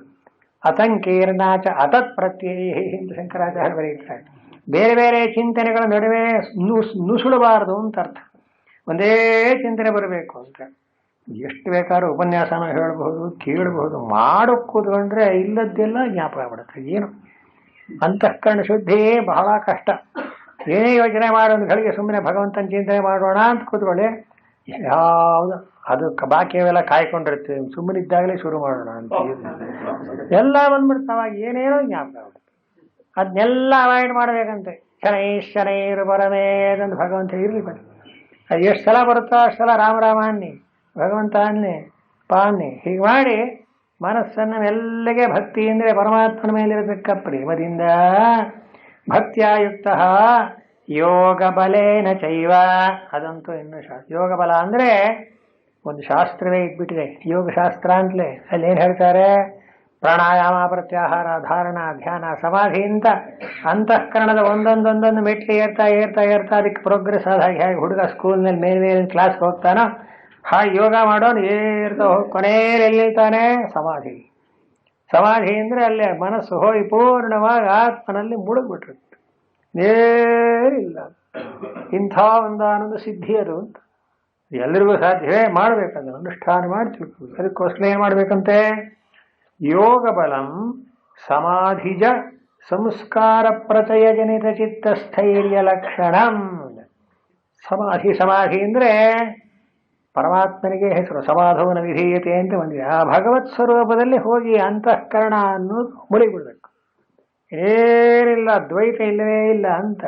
ಇದು ಯಾತ್ರಿಂದ ಆಗುತ್ತೆ? ಹೀಗೆ ಸಮಾಧಿಯನ್ನ ಪಡೆಯೋದರಿಂದ ಅಂತ. ಸಾಕಲ್ಲ, ಸಮಾಧಿಯ ಕೊನೆಯದಾಯ್ತಲ್ಲ ಅಂತ. ವೇದಾಂತಲ್ಲಿ ಅದನ್ನು ಒಪ್ಪಲ್ಲ. ಯೋಗಶಾಸ್ತ್ರ ಸಮಾಧಿ ಹೇಳಿದ್ದಾರೆ, ವೇದಾಂತಿಗಳು ಅದನ್ನ ಅಡ್ಮಿಟ್ ಮಾಡಿದ್ದಾರೆ. ಆದ್ರೆ ಸಮಾಧಿ ಒಳಗೆ ಏನಾಗುತ್ತೆ ಅಂದ್ರೆ ಕೆಲವು ಕಾಲ ನಿಂತಿರಬಹುದು, ಮತ್ತೆ ರಿವರ್ಟ್ ಹೊಡಬಿಡುತ್ತದೆ. ಸಮಾಧಿ ಹೋಗ್ಬಿಡ್ತು ಅಂದ್ರೆ ಮತ್ತೆ ಪುನಃ ಸಂಸಾರಕ್ಕೆ ಬರ್ತಾರೆ. ಜ್ಞಾನ ಹಾಗಲ್ಲ ನೋಡಿ ಸ್ವಾರಸ್ಯ. ಸಮಾಧಿಗೂ ಜ್ಞಾನಕ್ಕೆ ಏನು ಡಿಫರೆನ್ಸ್ ಅಂದ್ರೆ ತತ್ವಜ್ಞಾನ ಉಂಟಾಗ್ಬಿಟ್ಟ ಮೇಲೆ ಮತ್ತೆ ಹಿಂದಕ್ಕೆ ಬರೋದೇ ಇಲ್ಲ ಅಂತ. ಅದಕ್ಕೆ ಗುರುಗಳು ಹೇಳೋರು. ಉದಾಹರಣೆ, ಒಂದು ಹಗ್ಗವನ್ನು ನೋಡಿ ಹಾವು ಅಂತ ಹೆದರ್ಕೊಂಡಿರ್ತಾನೆ. ಸರಿ, ಯಾರೋ ಬಂದು ಇಲ್ಲಪ್ಪ ಅದು ಹಾವಲ್ಲ ಹಗ್ಗ ನೋಡು ಅಂತ ಹತ್ರ ಕರ್ಕೊಂಡೋಗಿ ಹಗ್ಗ ತೋರಿಸಿ ನೀವು ಮುಟ್ಟು ಅಂತ ಹೇಳ್ತಾನೆ. ಅವನಿಗೆ ಅಲ್ಲಿಗೆ ಹಾವನ್ನು ತಪ್ಪು ತಿಳುವಳಿಕೆ ಹೊರಟೋಗ್ಬಿಡುತ್ತೆ. ಆಮೇಲೆ ಏನಾಗುತ್ತೆ ಗೊತ್ತೇ? ಪುನಃ ಹಿಂದಕ್ಕೆ ಬಂದು ನಿಂತ್ಕೊಂಡು ಹೇಳ್ತಾನೆ, ಅಲ್ರಿ ಇಲ್ಲಿ ಬನ್ನಿ, ಇದು ಪುನಃ ಇಲ್ಲಿ ಬಂದು ನಿಂತ್ಕೊಂಡ್ರೆ ಹಾವಿನ ಹಾಗೆ ಕಾಣುತ್ತಲ್ರಿ ಅಂತಾನೆ. ಜ್ಞಾಪಿಸ್ಕೊಳ್ಳಿ, ಹಾವು ಅಂತ ಮೊದ್ಲಂದಿದ್ದ, ಈಗೇನಂತಾನೆ ಹಾವಿನ ಹಾಗೆ ಅಂತಂದ್ರೆ ಏನು? ಹಾವಲ್ಲ ಅನ್ನೋದು ಗಟ್ಟಿ ಇದೆ, ಅದು ಬದಲಾವಣೆ ಆಗಿಲ್ಲ. ಅದಕ್ಕೆ ನೋಡಿ ಜ್ಞಾನ ಅಂತ. ಸಮಾಧಿ ಅಂದ್ರೆ ಹಾಗೆ ಹೋಗಿ ಆತ್ಮಸ್ವರೂಪದಲ್ಲಿ ನಿಂತುಬಿಟ್ರೆ ಅಕಸ್ಮಾತ್ ಏನಾದ್ರು ವ್ಯವಹಾರಕ್ಕೆ ಬಂದರೂ ಅವನ ಒಂದು ಜ್ಞಾನಕ್ಕೇನೂ ಕೊರತೆ ಇಲ್ಲ. ಈಗೇನಂದ ಅವನು ದೃಷ್ಟಾಂತನ ಹೇಳಿದ್ರೊಳಗೆ ಹಾವು ಅನ್ಲಿಲ್ಲ, ಹಾವಿನಂತೆಯೇ ಕಾಣುತ್ತಲ್ಲ ಅಂದ ಅವನಿಗೆ ನಿಶ್ಚಯ ಏನಾಗಿದೆ, ಹಗ್ಗ ಅಂತ ನಿಶ್ಚಯ ಆಗಿದೆ. ಯಾಕೆ? ವಸ್ತು ಜ್ಞಾನ ಆಗಿದೆ. ವಸ್ತು ಜ್ಞಾನವಾದ ಮೇಲೆ ಆ ವಸ್ತುವಿನ ವಿಷಯದಲ್ಲಿ ಸಂಶಯ ಬಂದರೂ ಕೂಡ ಅದು ಆಭಾಸ, ಪರಮಾರ್ಥವಲ್ಲ ಅದು. ಹಾಗೆ ಅದನ್ನೇ ಹೇಳೋದು. ಸಮಾಧಿ ಎನ್ನುವುದರ ಅರ್ಥ ಅಷ್ಟು ದೊಡ್ಡ ಅರ್ಥ. ಜ್ಞಾನ ಅಂತಲೂ ಒಂದು ಅರ್ಥ, ಸಾಧನ ಅಂತಲೂ ಅರ್ಥ ಇದ್ಬಿಟ್ಟಿದೆ. ಆದ್ರಿಂದ ಹೋಗ ಆ ತತ್ವದಲ್ಲಿ ನಿಂತಾಗ ಅದಕ್ಕೆ ಬರೆದು ನೋಡಿ, ಸಮಾಧಿಜ ಸಂಸ್ಕಾರ ಪ್ರಚಯ. ಪ್ರಚಯ ಅಂದ್ರೆ ಪೂರ್ಣವಾದಂತಹ ವಿಶೇಷವಾದಂತಹ ಪ್ರಯತ್ನದಿಂದ ಉಂಟಾದ ಚಿತ್ತಸ್ಥೈರ್ಯ ಲಕ್ಷಣ. ಇನ್ನು ಆ ಮನಸ್ಸು ಹಾಗೆ ಪರಮಾತ್ಮನಲ್ಲಿ ಈ ರೀತಿ ಮತ್ತೆ ಮತ್ತೆ ಮತ್ತೆ ನೆಲೆಗೊಳಿಸೋಣದರಿಂದ ಏನೊಂದು ದೃಢತೆಯನ್ನು ಪಡೆದು ಸ್ಥೈರ್ಯವನ್ನು ಹೊಂದಿ ನಿಂತು ಬಿಡುತ್ತೋ ಅದಕ್ಕೇನು ಹೆಸರು? ಸದ್ಭಕ್ತ್ಯುಕ್ತ ಯೋಗ ಬಲೇನ ಚೈವ. ಯೋಗ ಬಲ ಅಂದ್ರೆ ಅದಕ್ಕೆ ಹೆಸರು ಯೋಗ ಬಲಂ. ಅದನ್ನೇ ಯೋಗ ಬಲ. ತೇನ ಚ ಯುಕ್ತ, ಇದರಿಂದ ಕೂಡಿದವನಾಗಿ. ಅದಕ್ಕೆ ಬರೀತಾರೆ ಪೂರ್ವಂ. ಈಗ ಒಂದು ಕ್ರಮ ಬರೀತಾರೆ ನೋಡಿ, ಧ್ಯಾನಕ್ಕೆ ತುಂಬಾ ಚೆನ್ನಾಗಿದೆ. ಹೃದಯ ಪುಂಡರೀಕೆ ವಶೀಕೃತ್ಯ ಚಿತ್ತಂ ತತ ಊರ್ಧ್ವಗಾಮಿನ್ಯ ನಾಡ್ಯ ಭೂಮಿಜಯ ಕ್ರಮೇಣ ಭ್ರುವೋರ್ಮಧ್ಯೆ ಪ್ರಾಣಮಾವೇಶ್ಯ ಸ್ಥಾಪಯಿತ್ವ. ಆ ಶ್ಲೋಕದಲ್ಲಿ ಭ್ರುವೋರ್ಮಧ್ಯೆ ಪ್ರಾಣಮಾವೇಶ್ಯ ಅಷ್ಟೇ ಇದೆ. ಯೋಗ ಬಲೇನ ಚೈವ ಆದ ಕೂಡಲೇ ಭ್ರುವೋರ್ಮಧ್ಯೆ ಅಂತಿದೆ. ಭಗವತ್ಪಾದರು ಅದನ್ನು ನೋಡ್ತಾರೆ. ಭಗವತ್ಪಾದರು ಯಾವುದು ಗೊತ್ತಿಲ್ಲ. ಜ್ಞಾನದಿಂದ ಮೋಕ್ಷ ಅಂತ ಹೇಳಿದ್ರು ಕೂಡ ಯೋಗಶಾಸ್ತ್ರ ಗೊತ್ತಿಲ್ಲ ಅಂತ ತಿಳ್ಕೋಬೇಡಿ. ಯಾರ್ಯಾರು ಯೋಗ ತಿಳ್ಕೊಂಡಿದಾರೋ ಅವರಿಗೆಲ್ಲ ಯೋಗಾಚಾರ್ಯರವರು, ಪ್ರತಿಯೊಂದರಲ್ಲೂ ಪರಿಪೂರ್ಣರು, ಸರ್ವಜ್ಞರಲ್ವೇ ಅವರು. ನೋಡಿ ಆ ಯೋಗ ಬಲಕ್ಕೆ ಹೇಗೆ ಬರೀತಾರೆ ಅಂದ್ರೆ, ಯೋಗ ಬಲೇನ ಚೈವ ಅನ್ನೋ ಮಾತನ್ನ ಅರ್ಥ ಮಾಡ್ತಾರೆ. ಪೂರ್ವಂ ಹೃದಯ ಪುಂಡರೀಕೆ ವಶೀಕೃತ್ಯ. ನೀವು ಮೊದಲು ಮಾಡಬೇಕಾದ್ದೇನು? ನಿಮ್ಮ ಅಂತಃಕರಣದಲ್ಲಿ, ನಿಮ್ಮ ಮನಸ್ಸಿನಲ್ಲಿ ಆ ಚಿತ್ರ ಚೆನ್ನಾಗಿ ನೆಲೆ ನಿಲ್ಲಬೇಕು ಅಂತ ಅರ್ಥ. ಒಂದು ಕ್ಷಣ ನಿಂತಿರಲ್ಲ, ಓಡ್ಬಿಡುತ್ತೆ. ಮನಸ್ಸಿನಲ್ಲಿ ಧ್ಯಾನ ಮಾಡಬೇಕು ಅಂದ್ರೆ ಹೊರಗಡೆ ಒಂದು ಫೋಟೋನೋ, ಒಂದು ವಿಗ್ರಹನೋ, ಅಥವಾ ಒಂದು ದೇವರ ದರ್ಶನನೋ, ದೇವಸ್ಥಾನಕ್ಕೆ ಹೋಗಿ ನೋಡ್ಕೊಂಡ್ ಬಂದಿರ್ತೀವಲ್ಲ, ದೇವರನ್ನು ನಿಂತ್ಕೊಂಡು ನೋಡಿರ್ತೀವಿ, ದೇವರನ್ನು ಪೂರ್ತಿ ಕಣ್ಣಿಂದ ಚೆನ್ನಾಗಿ ಅರ್ಥ ಮಾಡ್ಕೊಂಡಿದ್ದೀವಿ. ಕಣ್ಣು ಮುಚ್ಕೊಂಡಿರ್ಬೇಕಾದ್ರದನ್ನ ನಾವು ಒಳಗಡೆನೂ ಅವಶ್ಯವಾಗಿ ಕಾಣಬಹುದು, ತಪ್ಪೇನಿಲ್ವಲ್ಲ. ಯಾಕೆ? ನೆನಪು ಬಂದೇ ಬರುತ್ತೆ. ಮನಸ್ಸಿಗೆ ಇದಿದೆ, ಒಂದು ಶಕ್ತಿ ಇದೆ. ಅಲ್ಲಿ ತೊಂದರೆ ಆಗಿರೋದೇನು? ಎಷ್ಟೊತ್ತು ನೋಡ್ತೀರಾ ಅಂತ. ಅದೇ ಒಂದು ಕ್ಷಣ ಹೀಗೆ ನೋಡೋದ್ರೊಳಗಾಗಿ ಮನಸ್ಸಿನಲ್ಲಿ ಓಡೋಗ್ಬಿಡುತ್ತೆ. ಆಮೇಲೆ ಏನು ಧ್ಯಾನ ಮಾಡ್ತಾ ಇದ್ರಿ ಅಂದ್ರೆ ಕಷ್ಟ. ದೇವಸ್ಥಾನಕ್ಕೆ ಹೋಗಿದ್ದು, ದೇವರ ದರ್ಶನ ಮಾಡಿದ್ದು, ದೇವ್ರ ಕಣ್ತುಂಬ ನೋಡಿದ್ದು, ಹೀಗಂತಾರೆ ಜನ. ಕಣ್ತುಂಬ ನೋಡಿದ್ ಸರಿ, ಮನಸ್ಸಿಗೂ ತುಂಬ್ಕೊಂಡಿದಿರ್ತಾನೆ. ಕಣ್ಣು ಮುಚ್ಕೊಂಡ್ರು ಕಾಣ್ಬೇಕು ತಾನೆ, ಕಾಣುತ್ತೆ. ಅದ್ರ ಜೊತೆಗೆ ಇನ್ನೇನೇನೋ ಜ್ಞಾಪಕ ಬಂದ್ಬಿಡುತ್ತೆ. ಆಮೇಲೆ ದೇವ್ರ ಮಂಗಳಾರತಿ ಆಯ್ತು, ಪ್ರಸಾದ ಕೊಟ್ಟರು, ರುಚಿಯಾಗಿತ್ತು, ಮುಗಿದು ಹೋಯ್ತು ಅಲ್ಲಿ.